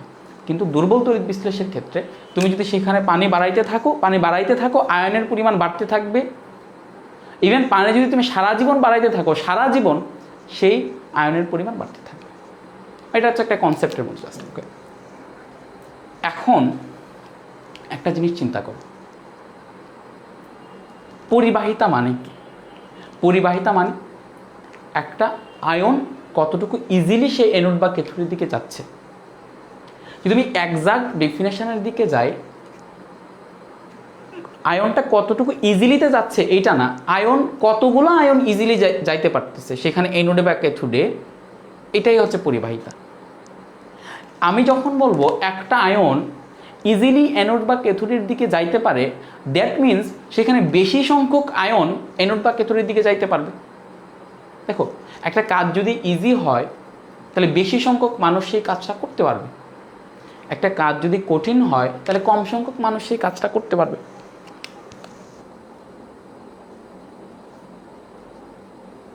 কম সংখ্যক মানুষ সেই কাজটা করতে পারবে। তার মানে পরিবাহিতা মানে সেখানে হচ্ছে যদি বেশি সংখ্যক আয়ন অ্যানোড বা ক্যাথোডের দিকে যায় তার মানে তার পরিবাহিতা বেশি হবে, সেখানে ইলেকট্রনের পরিবহনটা বেশি হবে। বেশি বেশি আয়ন যাওয়া মানে কি? বেশি বেশি ইলেকট্রনের পরিবহন হয়, তার মানে সেখানে বিদ্যুৎটা বেশি আসবে, তড়িৎ পরিবাহিতা বেশি পাওয়া যাবে। আর যদি সেখানে কম পরিমাণ আয়ন যায়, কম পরিমাণ যদি আয়ন যায় তার মানে কি? কম পরিমাণ আয়ন গেলে সেখানে কি হবে? তোমার কম পরিমাণ পরিবাহিতা হবে। ওকে, তো জিনিসটা একটু ভালোভাবে আমরা চিন্তা করি। আমি সবল তড়িৎ বিশ্লেষণের ক্ষেত্রে দেখাই যেখানে আয়নের সংখ্যা, তার মানে আমরা এই জিনিসটা বুঝলাম যে কোনো কন্ডিশনের ক্ষেত্রে যদি আয়নের সংখ্যা যদি বাড়ে, আয়নের নাম্বার যদি বাড়ে, তাহলে তার যে কন্ডাক্টিভিটি সেই কন্ডাক্টিভিটি বাড়বে। আয়নের নাম্বার যদি বাড়ে তার যে কন্ডাক্টিভিটি সেই কন্ডাক্টিভিটি বাড়বে বা তড়িৎ পরিবাহিতা বাড়বে। এখন আমার কথা হচ্ছে যদি আয়নের নাম্বারটা যদি কনস্ট্যান্ট থাকে, অর্থাৎ আয়নের নাম্বারটা যদি চেঞ্জ না হয় এবং আমি যদি লঘু করতে থাকি, তখন কোন ব্যাপারটা ঘটবে? ধরো এখানে আমি একটা সবল তড়িৎ বিশ্লেষণ নিছি এবং সবল তড়িৎ বিশ্লেষণ নেওয়ার পরে আমি এতটুকু পানি দিছি, এতটুকু পানির মধ্যে আমি 100 অণু HCl ছাড়ছি। যেহেতু এটা সবল তড়িৎ বিশ্লেষ্য তাহলে 100 অণুই ভেঙে যাবে এবং সেখানে H প্লাস এবং Cl মাইনাসগুলো এতটুকু দূরত্বে তারা এক্সিস্ট করতেছে। এটা হচ্ছে একটা কন্ডিশন, এতটুকু দূরত্বে তারা এক্সিস্ট করতেছে। এখানে অ্যানোড আছে, এখানে ক্যাথোড আছে, অর্থাৎ আমি বলতে পারি যে এখানে অণুগুলা কি আছে? কাছাকাছি অবস্থায় এক্সিস্ট করতেছে। এখন আমি যদি পরবর্তীতে এটার মধ্যে পানি ঢালি এবং সেকেন্ড কন্ডিশনটা এইভাবে দেখায়, আমি যদি পরবর্তীতে এখানে পানি ঢাললে কি হবে? ধরো এতটুকু পানি ঢাললাম, পানি ঢাললে কি হবে? এখানে যে পরমাণুগুলো কাছাকাছি ছিল সেই পরমাণুগুলো এখন দূরে দূরে চলে যাবে, তাই না? কারণ এরা বেশি স্পেস পাইছে। কিন্তু পরমাণুর সংখ্যা আগে যা ছিল এখনও তাই থাকবে, কারণ আমি নতুন করে HCl সেখানে অ্যাড করি নাই। দ্যাট মিনস পরমাণুর সংখ্যাটা কনস্ট্যান্ট। যখন পরমাণুর সংখ্যাটা কনস্ট্যান্ট হবে তখন পরিবাহিতা কি বাড়বে নাকি কমবে সেই জিনিসটা ডিপেন্ড করবে তাদের মধ্যকার অ্যাট্রাকশানের উপর। অর্থাৎ খেয়াল করো, ধরো এইদিকে একটা H প্লাস ছিল আর একটা Cl মাইনাস ছিল, H প্লাস এবং Cl মাইনাস তারা কাছাকাছি ছিল এইটার তুলনায়। সো আলটিমেটলি তাদের মধ্যকার এই H প্লাসটা যখনই সে অ্যানোডের দিকে আসতে যাচ্ছে তখনই সেই Cl মাইনাসটা খুব বেশি অ্যাট্রাকশান দিয়ে ধরে রাখতেছে, কারণ তারা কাছাকাছি আসে। কিন্তু যখন এই H প্লাস আর Cl মাইনাস যখন দূরে দূরে চলে গেছে মানে কি? তাদের ফোর্স অফ যে অ্যাট্রাকশান, সেই ফোর্স অফ অ্যাট্রাকশান কম, অর্থাৎ এখন যে H প্লাসটা আছে সেটা ইজিলি অ্যানোডের দিকে যাইতে পারতেছে। তার মানে এখানে H প্লাসটা অ্যানোডের দিকে যাওয়ার সময় বেশি বাধাপ্রাপ্ত হচ্ছে, এখানে H প্লাসটা যাওয়ার সময় কম বাধাপ্রাপ্ত হচ্ছে। তার মানে এখানে যে H প্লাসটা আছে সেটা ইজিলি অ্যানোডের দিকে যাইতে পারতেছে, বা এখানে Cl মাইনাসটা ইজিলি ক্যাথোডের দিকে যাইতে পারতেছে, কারণ তাদের দূরত্ব কম এবং তাদের ফোর্স অফ অ্যাট্রাকশান বা তারা একটাকে একটা ধরে রাখার বা একটাকে একটা বাধা দেওয়ার যে টেন্ডেন্সি, সেই টেন্ডেন্সিটা কমে গেছে। সো তারা সবাই ইজিলি অ্যানোড বা ক্যাথোডের দিকে যাইতে পারতেছে। তার মানে একটা দ্রবণকে যখন আমি লঘু করব, একটা দ্রবণের ঘনমাত্রা যখন আমি কমায় দিব, একটা দ্রবণের কি করব? ঘনমাত্রা যখন আমি কমায় দিব, একটা দ্রবণকে যখন আমি পাতলা করে দিব, লঘু করে দিব, তখন আয়নগুলো দূরে দূরে চলে যাবে। তো দূরে দূরে চলে যাওয়ার কারণে তাদের ফোর্স অফ যে অ্যাট্রাকশান, সেই অ্যাট্রাকশানটা কমে যাবে। কমে যাওয়ার কারণে তারা কম বাধাপ্রাপ্ত হবে এবং তারা বেশি ইজিলি তারা অ্যানোড বা ক্যাথোডের দিকে যাইতে পারবে। অর্থাৎ আমি বলতে পারি সেখানে তাদের পরিবাহিতা বাড়বে। তার মানে যদি সেখানে আমি কি করি, তার মানে সেখানে কী হবে? পরিবাহিতা। আমার যদি সেখানে ফোর্স অফ অ্যাট্রাকশান যদি আমি বাড়াই, ফোর্স অফ অ্যাট্রাকশান যদি বাড়ে তাহলে কন্ডাক্টিভিটি কমবে, আর ফোর্স অফ অ্যাট্রাকশান যদি আমি কমাইতে পারি তাহলে অর্থাৎ মেইন কথা হচ্ছে আমি যদি সেটাকে ডাইলিউট করি, মানে কি, সেটাকে যদি পাতলা করি, লঘু করি, আমি যদি ডাইলিউট করি মানে বেশি লঘু করি, বেশি পাতলা করলে কি হবে, তার কন্ডাক্টিভিটি বাড়বে। তার কন্ডাক্টিভিটি কি হবে, বাড়বে। সবাই এতটুকু বুঝছো কিনা কমেন্ট করে জানাও।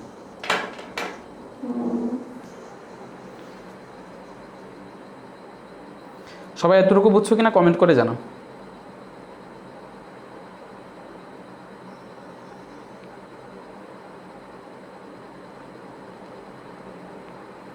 সবাই একটু কমেন্ট করে জানাও। ওকে,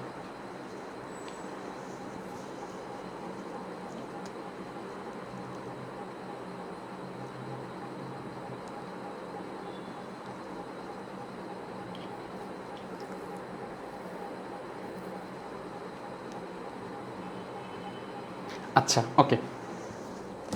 তো এখন আমরা আরেকটা কন্ডিশন ক্রিয়েট করব, যে কন্ডিশনটার মধ্যে আমি আয়নের সংখ্যা এবং ফোর্স অফ অ্যাট্রাকশন দুইটা একসাথে কাজ করবে, এবং তখন আলটিমেটলি কোনটার কন্ডাক্টিভিটি বাড়বে বা কোনটার কন্ডাক্টিভিটি কমবে সেটা আমরা একটু দেখব। আমরা এখন যেটা করব সেটা হচ্ছে এই কন্ডিশনটা যেটা এখানে আছে, এখানে আমরা যেটা করব সেটা হচ্ছে এখানে আমরা যে এটা করব, কন্ডিশনটা ক্রিয়েট করব, সেটা হচ্ছে এখানে আমরা আয়নের সংখ্যা বাড়াবো।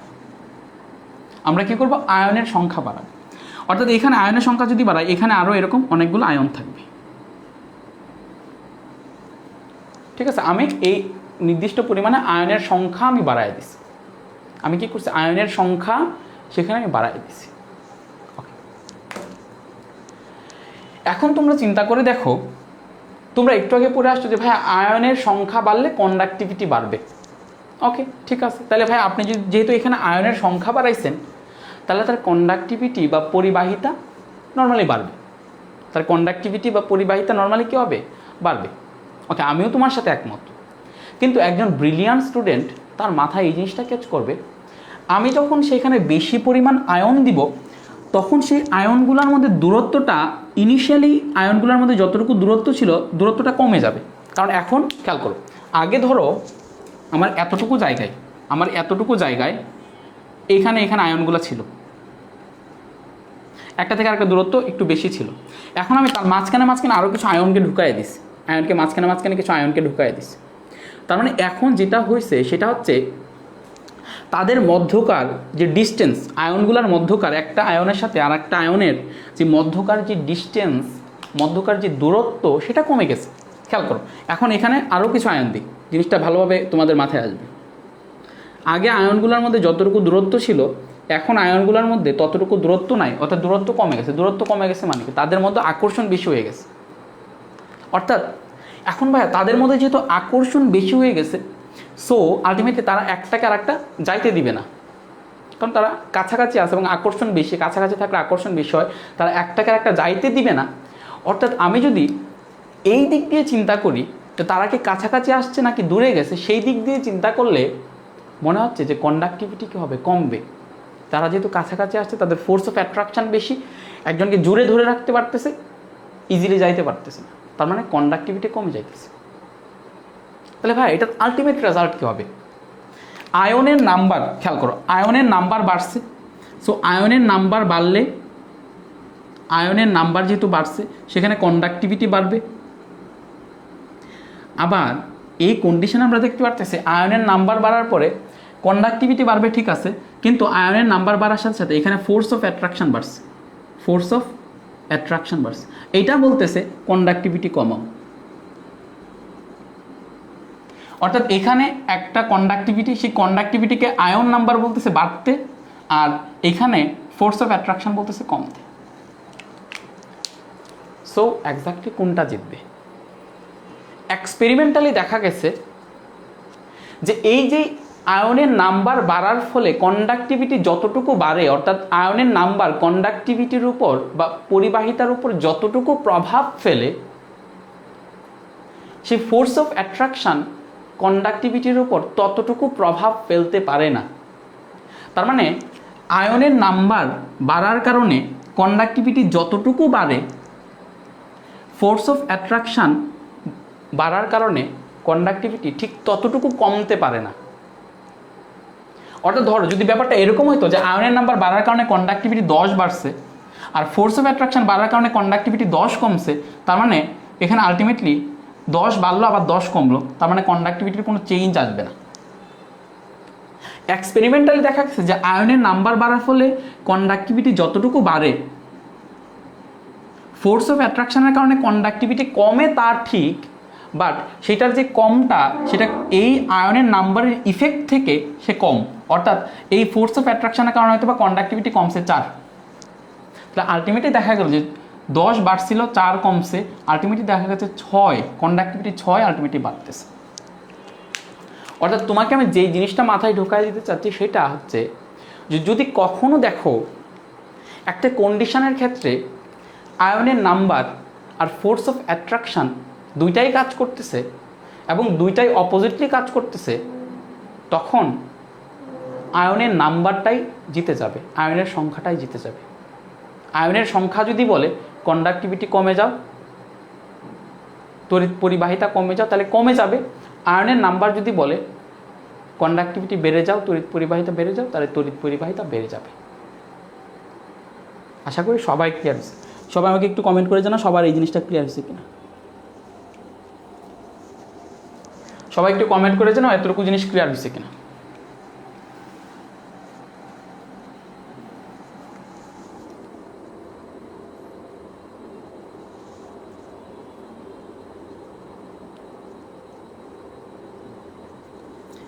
হাফিজাল মামুন ভাই বলতেছে আসসালামু আলাইকুম ইমন ভাইয়া। ওয়ালাইকুম আসসালাম।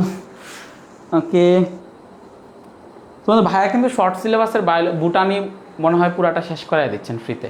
ভাইয়ার গ্রুপে জয়েন হয়ে যেতে পারো, মেডিলজি গ্রুপে। ভাইয়া কিন্তু সব শেষ করাই দিতেছেন ফ্রিতে, তোমাদের বুটানিটা মোস্ট প্রবাবলি পুরাটা শেষ করাই দিতেছেন। তো আচ্ছা, তো আমরা যেটা বললাম সবাই বুঝছো কিনা একটু কমেন্ট করে জানাও। ওকে, তো আমরা এখন একটা গ্রাফ দেখব এবং সবল তড়িৎ বিশ্লেষণ এবং দুর্বল তড়িৎ বিশ্লেষণের ক্ষেত্রে কয়েকটা ফ্যাক্টর দেখব। খেয়াল করো, সবল তড়িৎ বিশ্লেষণ এবং দুর্বল তড়িৎ বিশ্লেষণের ক্ষেত্রে কয়েকটা ফ্যাক্টর দেখব। কয়েকটা ফ্যাক্টর মানে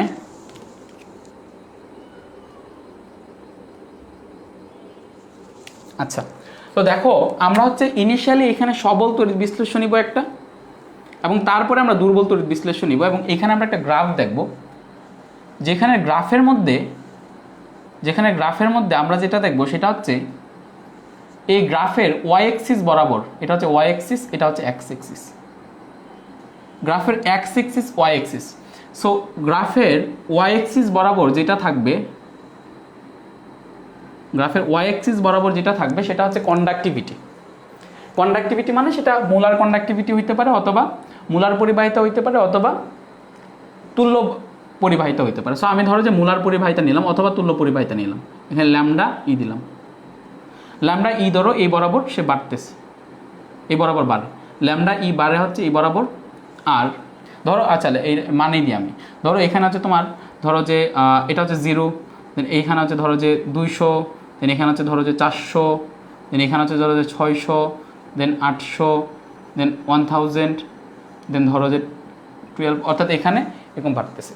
আর এই বরাবর আমরা যেটা দিব সেটা হচ্ছে এই যে একটা বস্তুর, খেয়াল করো এখানে আমি যখন করবো, এটা কি বলে দেখো, এখানে আমি যখন দ্রবণটাকে ডাইলিউট করতেছি, অর্থাৎ যখন ইনিশিয়ালি এতটুকু পানি ছিল তখন আয়তন ছিল এতটুকু, তারপরে আমি কি করলাম দ্রবণটাকে আরও বেশি পানি দিলাম, তার মানে দ্রবণটার আয়তন আমি বাড়ায় দিছি। সো আয়তন যদি বাড়ায় রো ইকুয়ালস টু m/v, খেয়াল করো, অর্থাৎ আমি যদি এটা ভগ্নাংশের নিচে পড়ে গেছে, সো আমি যদি আয়তনকে বাড়াই তাহলে ঘনমাত্রা কি হয়, কমে যায়। আয়তনকে যদি বাড়াই তাহলে ঘনমাত্রা কমে যাবে, আয়তনকে যদি কমাই ঘনমাত্রা বেড়ে যাবে। আমি যেটা করব সেটা হচ্ছে, তার মানে আমি যে দ্রবণটাকে যে ডাইলিউট করতেছি, তার মানে সেখানে সেটার আয়তন কি হচ্ছে, বেড়ে যাচ্ছে। আয়তন বেড়ে যাচ্ছে মানে তার যে কনসেন্ট্রেশন, যেটাকে আমি সি দ্বারা লিখব, কনসেন্ট্রেশন অর্থাৎ সি, সেই সি কী হচ্ছে, কমে যাচ্ছে। তার মানে এই বরাবর আমি যেটা দেখাবো এক্স অক্ষের এই বরাবর দেখাবো যে ধরো এখানে আয়তন ছিল তার ধরো যে 1, এখানে আয়তন হয়ে গেল তার 0.75, এখানে আয়তন হচ্ছে তোমার এখানে আয়তন হচ্ছে ধরো 0.5, এখানে আয়তন হচ্ছে ধরো 0.1, এখানে আয়তন হচ্ছে 0.05, এখানে আয়তন হচ্ছে ধরো যে 0.02, আয়তন মানে কনসেন্ট্রেশন। এবং আমি এখানে যেই ভ্যালুগুলো নিয়েছি সেই ভ্যালুগুলো হচ্ছে √C, অর্থাৎ কনসেন্ট্রেশনের ঘনমাত্রা, কনসেন্ট্রেশনের উপর রুট। মেন কথা হচ্ছে খেয়াল করো, আমি এইখানে যেই জিনিসটা বসাইছি সেই জিনিসটা হচ্ছে কনসেন্ট্রেশন, এবং এখান থেকে কনসেন্ট্রেশন কম, দেন কনসেন্ট্রেশন বাড়তি, কনসেন্ট্রেশন বাড়া মানে খেয়াল করো, এটা বাড়া মানে কনসেন্ট্রেশন বা ঘনত্ব বাড়া মানে, ঘনমাত্রা বাড়া মানে আয়তন কমে যাওয়া, আয়তন কমে যাওয়া মানে দ্রবণটা ডাইলিউট হওয়া, ঠিক আছে। অর্থাৎ এই বরাবর যাওয়া মানে আমার ঘনমাত্রা বাড়তেছে, আমার কি হচ্ছে ঘনমাত্রা বাড়তেছে, তার মানে কি আয়তন কমতেছে, তার মানে দ্রবণটা মানে গাঢ় হচ্ছে। আর আমি যদি এইখান থেকে এই বরাবর আসি, ভালোভাবে চিন্তা করো, এইখান থেকে যদি এই বরাবর আসি, তার মানে এখানে দ্রবণটার ঘনমাত্রা কমে যাচ্ছে, ঘনমাত্রা কমে যাওয়া মানে আয়তন বেড়ে যাওয়া, আয়তন বেড়ে যাওয়া মানে দ্রবণটা লঘু হইতেছে। আয়তন যদি বেড়ে যায় তাহলে দ্রবণটা কি হয়? লঘু হয়। সবাই বুঝছো এতটুকু? এখন খেয়াল করো, এখন এখানে কি হবে, এখন আমি যেটা করব সেটা হচ্ছে, সবার ক্লিয়ার হয়েছে কিনা একটু বলো, সবার ক্লিয়ার হয়েছে কিনা একটু বলো দেখি। আমি এখন যেটা করব সেটা হচ্ছে এখানে একটা সবল তড়িৎ বিশ্লেষণ নিব, এবং সবল তড়িৎ বিশ্লেষণ ধরো ইনিশিয়ালি আয়নগুলো এতটুকু জায়গা ছিল এবং সেটার একটা পরিবাহিতা ছিল, ধরো সেটার পরিবাহিতার মান হচ্ছে এতটুকু, ধরো যে সেটার আয়তন যখন এতটুকু ছিল, পরিবাহিতার মান হচ্ছে এতটুকু, ওকে এখান থেকে দিই, ওকে এতটুকু। আমি এটার কি করলাম, আয়তনটাকে সেকেন্ড কন্ডিশনে এখানে পানি ঢাললাম, অর্থাৎ দ্রবণটাকে লঘু করলাম মানে দ্রবণটার আয়তন বাড়ায় দিলাম। আয়তন বাড়ায় দিলে এখানে যে অণুগুলো আছে সেই অণুগুলা বেশি দূরে চলে যাবে, বেশি দূরে চলে যাবে, আয়তন বাড়াইছি মানে লঘু করছি। তার মানে কি আমি কনসেন্ট্রেশন কি করছি, কমায় দিছি, কারণ concentration equals to m/v, rho equals to ঘনত্ব ইকুয়ালস টু m/v, ভি নিচে আর রো হচ্ছে দ্যাট মিনস আমি ভিকে বাড়ায় দেওয়া মানে কনসেন্ট্রেশন কমে যাওয়া, তার মানে কনসেন্ট্রেশন কমে গেছে। ওকে, এখন একটা জিনিস চিন্তা করো, এটা যেহেতু সবল তড়িৎ বিশ্লেষ্য ছিল এবং আমি বলছি যে সবল তড়িৎ বিশ্লেষ্যে তুমি দ্রবণটাকে লঘু করো আর যাই করো, দ্রবণটাকে লঘু করো আর যাই করো, আয়নের পরিমাণ বাড়বে বা কমবে না, কারণ যে কোনো ঘনমাত্রায় সবল তড়িৎ বিশ্লেষ্যের যে অণুগুলো আছে সেই অণুগুলো 100% আয়নিত হয়।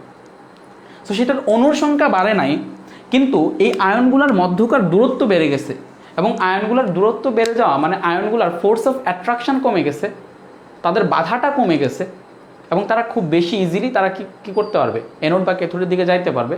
তার মানে তাদের যে পরিবাহিতা সেই পরিবাহিতা বেড়ে গেছে, এবং আলটিমেটলি তখন আমরা বলতে পারি তার যে পরিবাহিতা তার পরিবাহিতাটা বেড়ে গেছে। অর্থাৎ যে এই যখন আমি দ্রবণটাকে লঘু করলাম বা দ্রবণটাকে যখন আমি কনসেন্ট্রেশন কমাইলাম, তখন সেটার যে দ্রবণ ছিল সেই দ্রবণের আমার কি হলো, দ্রবণের পরিবাহিতা কি হলো, বেড়ে গেল। ইভেন আমি যদি আরও লঘু করি,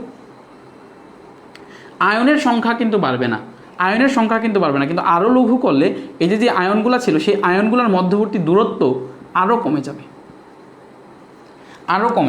মধ্যবর্তী দূরত্ব আরও কমে যাওয়া মানে তাদের যেই এয়ার পরিমাণ, অর্থাৎ এখানে যেই পরিবাহিতার পরিমাণ, সেই পরিবাহিতার পরিমাণ আরও বেড়ে যাবে, ক্লিয়ার, আরও বেড়ে যাবে। সো এইভাবে আমরা এখানে তার যেই অর্থাৎ তার যেই আমরা যদি গ্রাফটা যদি এরকমভাবে আঁকি, তখন সেইটা আমরা পাবো যে এটা এরকম একটা সরল রেখা হচ্ছে, এবং যে সরল রেখাটা গিয়ে এখানে যে ওয়াই আছে সেই ওয়াইকে ছেদ করতেছে। এবং একটা জিনিস চিন্তা করো, ওয়াইকে যখন সে ছেদ করতেছে সেই অবস্থানে তার কনসেন্ট্রেশন বা ঘনত্ব হচ্ছে 0, কনসেন্ট্রেশন বা ঘনত্ব কত, 0, কনসেন্ট্রেশন বা ঘনমাত্রা 0 মানে সেটা অসীম লঘু হয়েছে। খেয়াল করো, আমি ধরো রো ইকুয়ালস টু m/v, এখন ঘনত্ব বা ঘনমাত্রা 0 মানে এখানে m/v, এখানে v এর আনসার আসবে হচ্ছে তোমার ইনফিনিটি, মানে v হচ্ছে অসীম, আয়তন অসীম, আয়তন অসীম মানে এটার মধ্যে পানি অসীম ঢালা হয়েছে এবং সেটা হচ্ছে অসীম লঘু। অর্থাৎ আমরা এখানে যেটা পাবো সেটা হচ্ছে আমরা একটা কনসেপ্ট পাবো, আমরা গ্রাফ থেকে জাস্ট এই ভ্যালুগুলো দিয়ে যদি আমরা সরলরেখাটাকে পিছন দিকে বর্ধিত করি, এটা একটা ইমাজিনারি লাইন, আমরা যদি এরকম একটা ইমাজিনারি লাইন টানি, অর্থাৎ দ্রবণটাকে আমরা এমন একটা ভ্যালু পাবো যে দ্রবণটাকে যদি অসীম লঘু করি, দ্রবণটাকে যদি অসীম লঘু আমরা করতে পারি, যে সেটার মধ্যে আমরা অসীম পরিমাণ পানি দিলাম এবং অসীম লঘু করলাম, অর্থাৎ কনসেন্ট্রেশন আমরা মোটামুটি জিরো করে ফেললাম বা ঘনমাত্রা জিরো করে ফেললাম, সেই অবস্থায় তার একটা কি পাওয়া যাবে, আলটিমেটলি তার একটা ভ্যালু পাওয়া যাবে, তার একটা পরিবাহিতা পাওয়া যাবে। সো এই যে এখানে কনসেন্ট্রেশন জিরো অবস্থায় তার যে পরিবাহিতাটা পাওয়া যায় সেটাকে লেখা হয় হচ্ছে ল্যামডা জিরো। ল্যামডা জিরো মানে হচ্ছে অসীম লঘুতায় বা জিরো কনসেন্ট্রেশনে তার পরিবাহিতা কত, এবং এই অসীম লঘুতায় তার পরিবাহিতা হচ্ছে সর্বোচ্চ, তার পরিবাহিতা হচ্ছে হাইয়েস্ট, এর উপরে তার পরিবাহিতাটা হওয়াটা আর পসিবল না। এই পর্যন্ত সবাই বুঝছো কিনা কমেন্ট করে জানাও।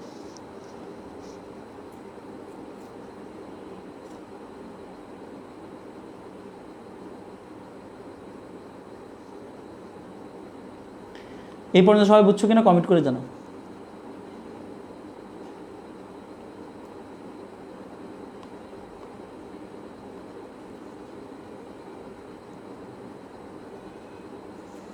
এই পর্যন্ত সবাই বুঝছো কিনা কমেন্ট করে জানাও। এটাকে বলা হয় অসীম লঘুতায়, অসীম লঘুতায় তড়িৎ মানে তোমার কি পরিবাহিতা, ঠিক আছে, অসীম লঘুতায়।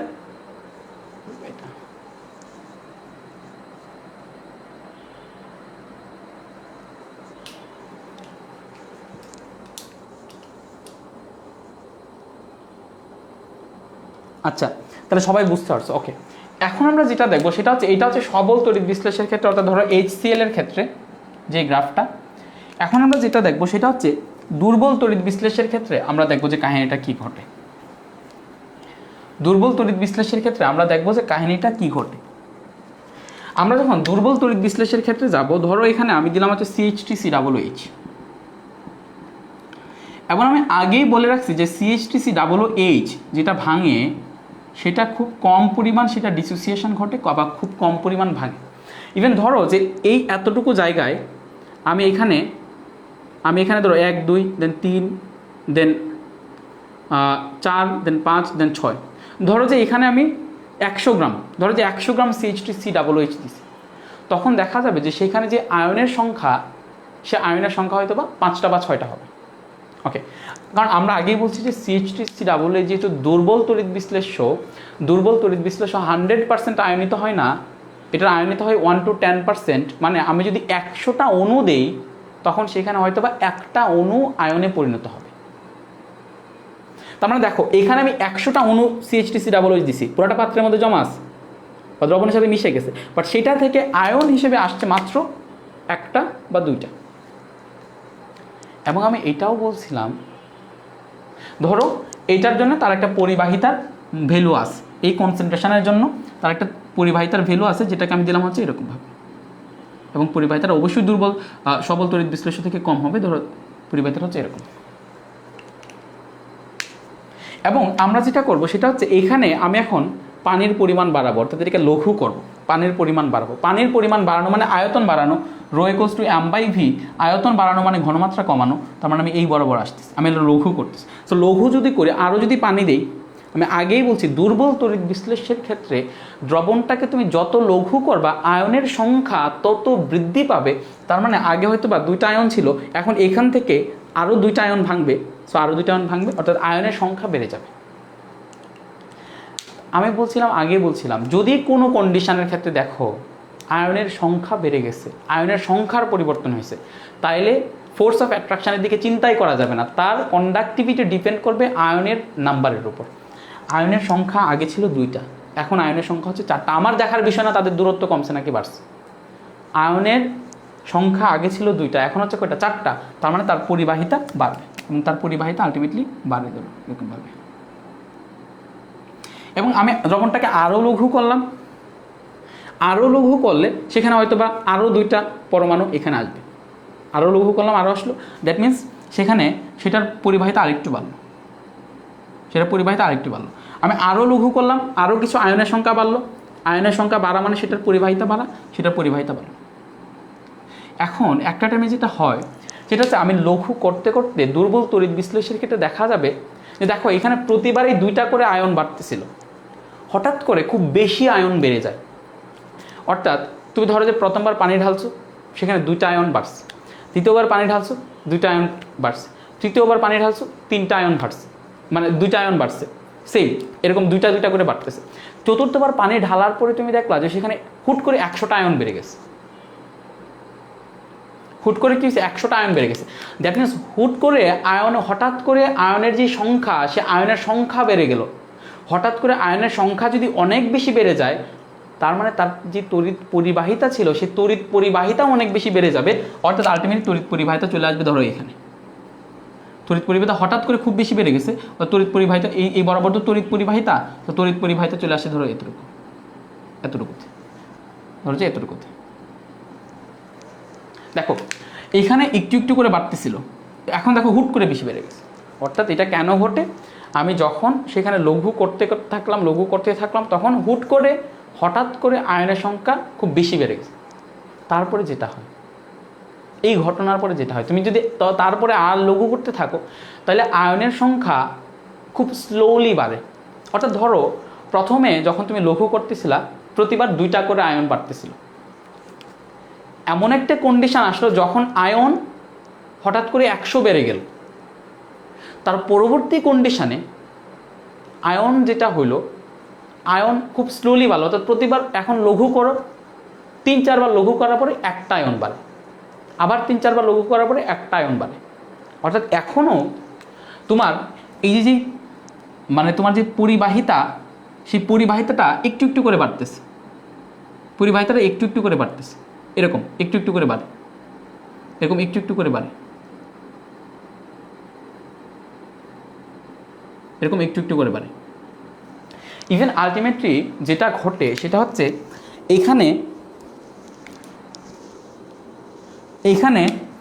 আলটিমেটলি এই যে তার যে গ্রাফটা হয়, তার গ্রাফটা হয় আলটিমেটলি এরকম। এবার একটা টাইমে গ্রাফটা গিয়ে কি হয়, আলটিমেটলি তোমার এটা তোমার ওয়াই অ্যাক্সিসের সমান্তরাল হয়ে যায়। দেখো ওয়াই অ্যাক্সিসের সমান্তরাল হয়ে যায়। ইভেন মনে হয় যে আলটিমেটলি যেহেতু সমান্তরাল, এটা এই সবল তড়িৎ বিশ্লেষণের গ্রাফটা যেমন ওয়াই অ্যাক্সিসকে ছেদ করছিল, এই যেই আছে গ্রাফটা আছে সেটা আর ওয়াই অ্যাক্সিসকে ছেদ করে না। অর্থাৎ এই ওয়াই অ্যাক্সিসকে ছেদ করা মানে কি, জিরো কনসেন্ট্রেশনে বা অসীম লঘুতায় সেটার একটা পরিবাহিতার ভ্যালু পাওয়া। কিন্তু এই গ্রাফ দিয়ে আমরা এই দুর্বল তড়িৎ বিশ্লেষের অসীম পরিবাহিতায় কতটুকু তার তড়িৎ পরিবাহিতা হবে সেটা আমরা নির্ণয় করতে পারি না গ্রাফ দিয়ে। কেন? কারণ অসীম পরিবাহিতায় গ্রাফটা একটা টাইমে ফার্স্টে বক্ররেখা হয়, একটা টাইমে সেটা ওয়াই অ্যাক্সিসের সমান্তরাল হয়ে যায়। সো ওয়াই অ্যাক্সিসকে আলটিমেটলি সেটা কোনো সময় কাট করে না। সো ওয়াই অ্যাক্সিসকে যেহেতু সে কোনো সময় কাট করে না, তার মানে ওয়াই অ্যাক্সিসে কাট করলে না আমি তখন বলতে পারি যে সেটা কনসেন্ট্রেশন জিরো কনসেন্ট্রেশনে তার পরিবাহিতা কত। সো আমি তার কনসেন্ট্রেশন জিরোর দিকে নিলেও তার যে পরিবাহিতা, সেই পরিবাহিতা একটা জায়গায় গিয়ে কনস্ট্যান্ট টাইপের হয়ে যায়। অর্থাৎ আমি সেটার অসীম লঘুতায় সেটার পরিবাহিতা কত সেটা বের করতে পারি না গ্রাফ থেকে। এতটুকু সবাই বুঝছো কিনা একটু কমেন্ট করে জানো। সবাই এতটুকু বুঝছো কিনা কমেন্ট করে জানো। তোমাদের বইয়ে সেই গ্রাফটা আছে একটু দেখো।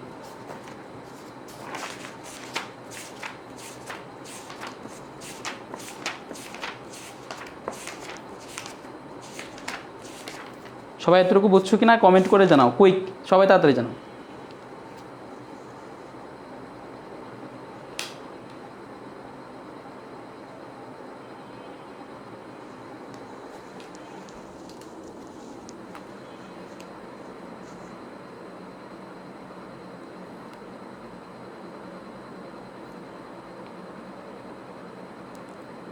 ওকে, তো এখন সবাই যদি এটা বুঝে থাকো, এই যে এইটার HCl অর্থাৎ সবল তড়িৎ বিশ্লেষণের ক্ষেত্রে আমরা একটা সমীকরণের মাধ্যমে তার পরিবাহিতা নির্ণয় করতে পারি।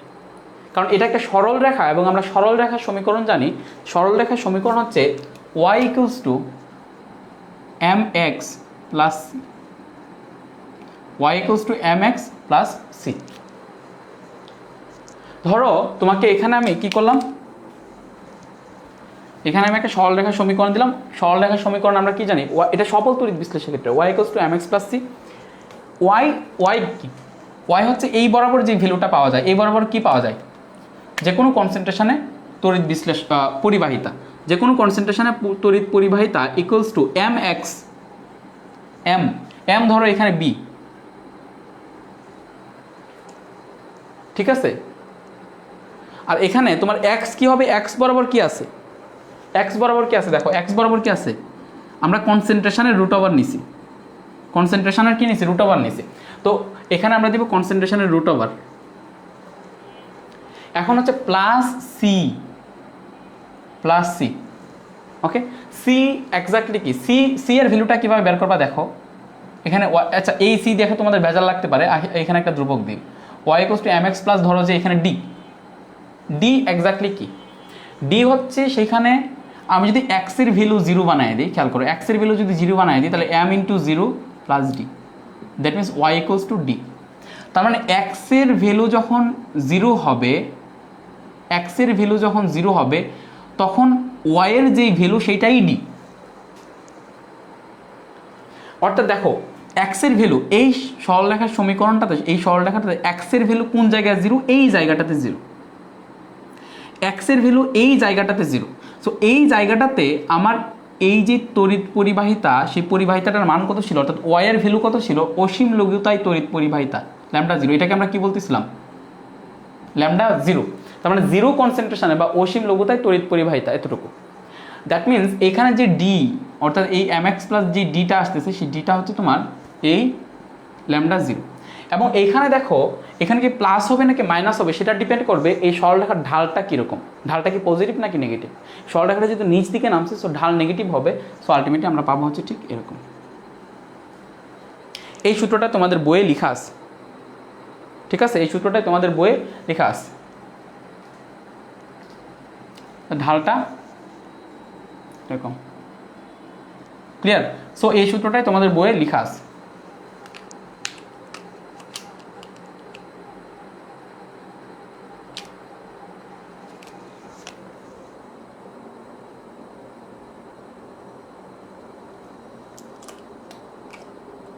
বি হচ্ছে একটা কনস্ট্যান্ট, খেয়াল করো এইদিকে যে mx প্লাস সি আছে না, এই বি হচ্ছে সেই mx প্লাস সি। দেখো x এর আগে একটা m থাকে, সেটা একটা কনস্ট্যান্ট হয়, 2 হয়, 3 হইতে পারে, 4 হইতে পারে।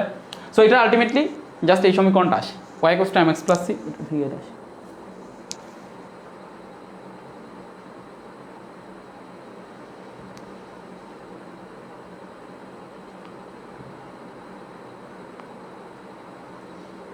আচ্ছা ওকে, আচ্ছা ওকে, সূত্রটাকে এইভাবে না বুঝে আমি অন্যভাবে বুঝাই। দেখো এটাকে বইয়ের মধ্যে লিখতে হচ্ছে এইভাবে, এই কনসেন্ট্রেশন ইকুয়ালস টু, যে কোনো কনসেন্ট্রেশনের পরিবাহিতা ইকুয়ালস টু অসীম লঘুতায় পরিবাহিতা মাইনাস বি রুট সি। ওকে, আমি তোমাদের এটা না করে আমি যেটা করি সেটা হচ্ছে, ধরো কি করব, আচ্ছা আমার হচ্ছে অসীম লঘুতায় যে কনসেন্ট্রেশন, মানে এই সি কনসেন্ট্রেশনে, অর্থাৎ অসীম লঘুতায় 0 কনসেন্ট্রেশনে, মানে অসীম লঘুতায় তোমার যেই আমার এটা আসে, পরিবাহিতাটা আসে সেটা হচ্ছে হাইয়েস্ট, সর্বোচ্চ, তাই কিনা, কারণ এটা A0টা হচ্ছে হাইয়েস্ট। অর্থাৎ এই অসীম লঘুতা ছাড়া আমি যদি অন্য যে কোনো জায়গার একটা পয়েন্ট নিই, যে এই পয়েন্টটা যদি আমি নিই, এই পয়েন্টটা, এবং এই পয়েন্টটার যে পরিবাহিতা, সেই পরিবাহিতাটাকে নাম দিলাম ল্যামডা, ধরো যে সি। তাহলে এই ল্যামডা সি, এই যে ল্যামডা 0 আছে, সেই ল্যামডা 0 থেকে, অর্থাৎ এই অসীম লঘুতায় তড়িৎ পরিবাহিতা থেকে অবশ্যই কম হবে কিছুটা। কারণ দেখো অসীম লঘুতায় তড়িৎ পরিবাহিতা হচ্ছে সর্বোচ্চ, তার মানে আমি অসীম লঘুতা ছাড়া আমি অন্য যে কোনো কন্ডিশনের জন্য, আমি ধরো সি কনসেন্ট্রেশনের জন্য পরিবাহিতা নিব, অন্য যে কোনো কন্ডিশনের জন্য আমি যেই তড়িৎ পরিবাহিতাটা পাবো, সেই তড়িৎ পরিবাহিতাটা অসীম লঘুতায় তড়িৎ পরিবাহিতা থেকে কম হবে। ধরো আমি এইটা হচ্ছে একটা পয়েন্ট, এই পয়েন্ট থেকে যদি আমি ঢাকা আসি তাহলে আমি হাইয়েস্ট ইনকাম করি, তার মানে ধরো যে আমি এইখান থেকে ঢাকা আসলে আমি 1200 টাকা ইনকাম করতে পারি, 1200 টাকা আমি ইনকাম করতে পারি এখান থেকে ঢাকা পর্যন্ত আসলে, এবং এটা হচ্ছে আমার হাইয়েস্ট ইনকাম। তাহলে আমি যদি এখান থেকে ঢাকা না গিয়ে আমি যদি এখান থেকে এই পর্যন্ত আসি অথবা এই পর্যন্ত আসি, মাঝখানের যে কোনো পয়েন্ট পর্যন্তই আমি আসি না কেন, আমি এই হাইয়েস্ট টাকা কামানো থেকে আমি এখন কম টাকা কামাইতে পারবো। অর্থাৎ ঢাকা না আসে আমি যদি এই পয়েন্টে আসি তাহলে হয়তো আমি 1000 টাকা কামাবো, এই পয়েন্টে আসলে হয়তো 800, এই পয়েন্টে আসলে হয়তো 600 টাকা কামাবো বা 400 টাকা কামাবো। মানে অসীম লঘুতায়, খেয়াল করো এটা হচ্ছে ধরো অসীম লঘুতা, এই যে সরলরেখাটা আসছে, সরলরেখাটা গেছে হচ্ছে এইভাবে, সরলরেখাটা আসছে হচ্ছে এইভাবে, এই অসীম লঘুতায় যেই পরিবাহিতা আছে সেটা হচ্ছে λ0, এবং সেই λ0 হচ্ছে হাইয়েস্ট, সেই λ0 হচ্ছে কি হাইয়েস্ট। তার মানে আমি যদি এইখান থেকে যাত্রা শুরু করে আমি যদি এই পর্যন্ত আসি, অর্থাৎ এই পর্যন্ত আসলে ধরো পরিবাহিতা হয় λc, আমি এক্স্যাক্টলি বলতে পারি এটা যেহেতু হাইয়েস্ট পয়েন্ট, তার মানে λc অবশ্যই এই λ0 থেকে কম হবে। That means λc equals to λ0 থেকে সার্টিন কিছু কম হবে, সেই কমটা হচ্ছে b√c, সেই কমটা হচ্ছে কি b√c। এখন তুমি বলতে পারো ভাই b√c কোন জায়গা থেকে আসছে, এইটা বিজ্ঞানী কোলরাস এক্সপেরিমেন্টের মাধ্যমে বের করছে। কিন্তু আমার কথা হচ্ছে সূত্রের যে বেসিক যে কনসেপ্টটা, সেই কনসেপ্টটা বুঝছো কিনা সেটা একটু জানাবা, যে আমি যে কোনো ঘনমাত্রায় সেইখানে আমি যদি এখানে নেই, এই পয়েন্টে নেই যে এইটার কত, এই বরাবর তো আমার পরিবাহিতা, তাই না? সো এটার পরিবাহিতা কত, যে কোনো পয়েন্টে আমি পরিবাহিতা নেই না কেন, সেই পরিবাহিতাটা অসীম লঘুতায় পরিবাহিতা থেকে অবশ্যই কম হবে। তার মানে অসীম লঘুতায় তড়িৎ পরিবাহিতা থেকে আমাকে সেটা মাইনাস করতে হবে কিছু একটা সার্টিন অ্যামাউন্ট, সেই মাইনাসটা হচ্ছে এটা।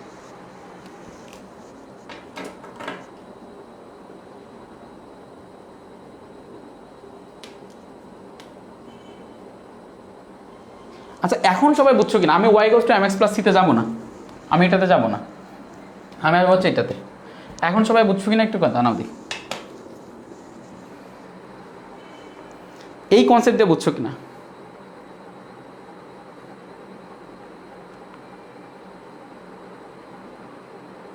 এখন সবাই বুঝছো y=mx+c তে গেলাম না, এই অবস্থায় বুঝছো কিনা, এটা বুঝছো কিনা? একদম সে একাডেমিক কাভার হবে কি ভাই, একাডেমিক কাভার হয়ে অ্যাডমিশন কাভার হয়ে সব দিক দিয়ে পার হয়ে চলে যাবে। এখন সবাই বুঝছো তাহলে? ওকে, তাহলে আজকে আমরা এই পর্যন্ত রাখি। আমরা সামনের ক্লাসে আমরা হচ্ছে আলটিমেটলি আরও এখানে পড়াই কিছু ম্যাথমেটিক্স চলে, আমরা ফ্যারাডের সূত্রে চলে যাব, ফ্যারাডের সূত্রে চলে যাব। সবাই বুঝছো কিনা একটু কমেন্ট করে জানাও, তাহলে আমি ক্লাসটা শেষ করে দিই।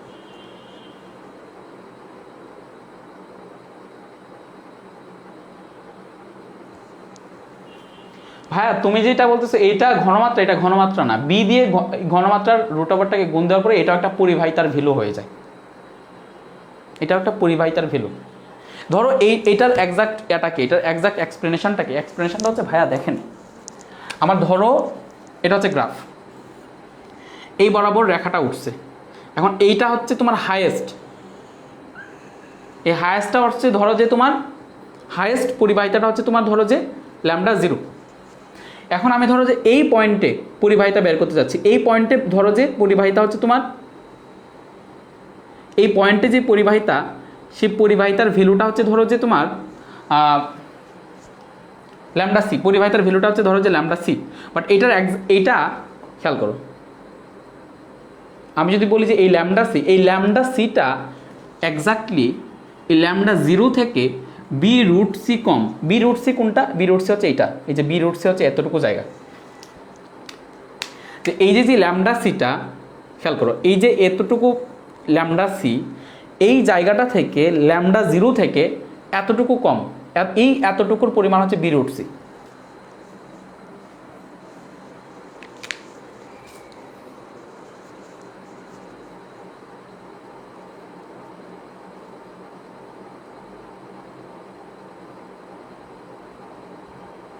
ফাতেমা জোহরা বলছে হাফ ক্লিয়ার। ও মাই গড, এক্সাম একটু পরে, আমি জাস্ট ক্লাসটা শেষ করে তোমাদের এক্সাম দিব। ওকে ফাতেমা জোহরা তুমি বলো এটা কেন হাফ ক্লিয়ার, তোমার কোন জায়গাটাতে এক্স্যাক্টলি প্রবলেমটা হচ্ছে, কোন জায়গাটাতে এক্স্যাক্টলি প্রবলেমটা হচ্ছে একটু কমেন্ট করে তো দেখি।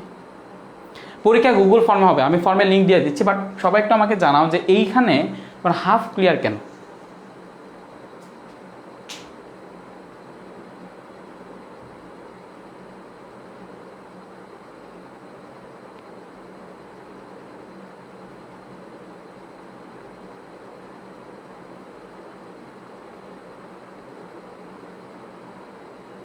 কি রে এখন কথা বলে না কেন? একজন বলছে যে হাফ ক্লিয়ার।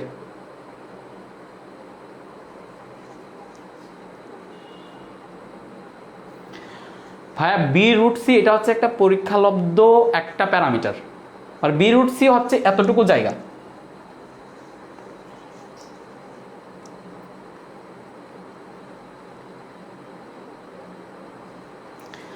ফুল চ্যাপ্টার শেষ হওয়ার পরে অবশ্যই এক্সাম হবে।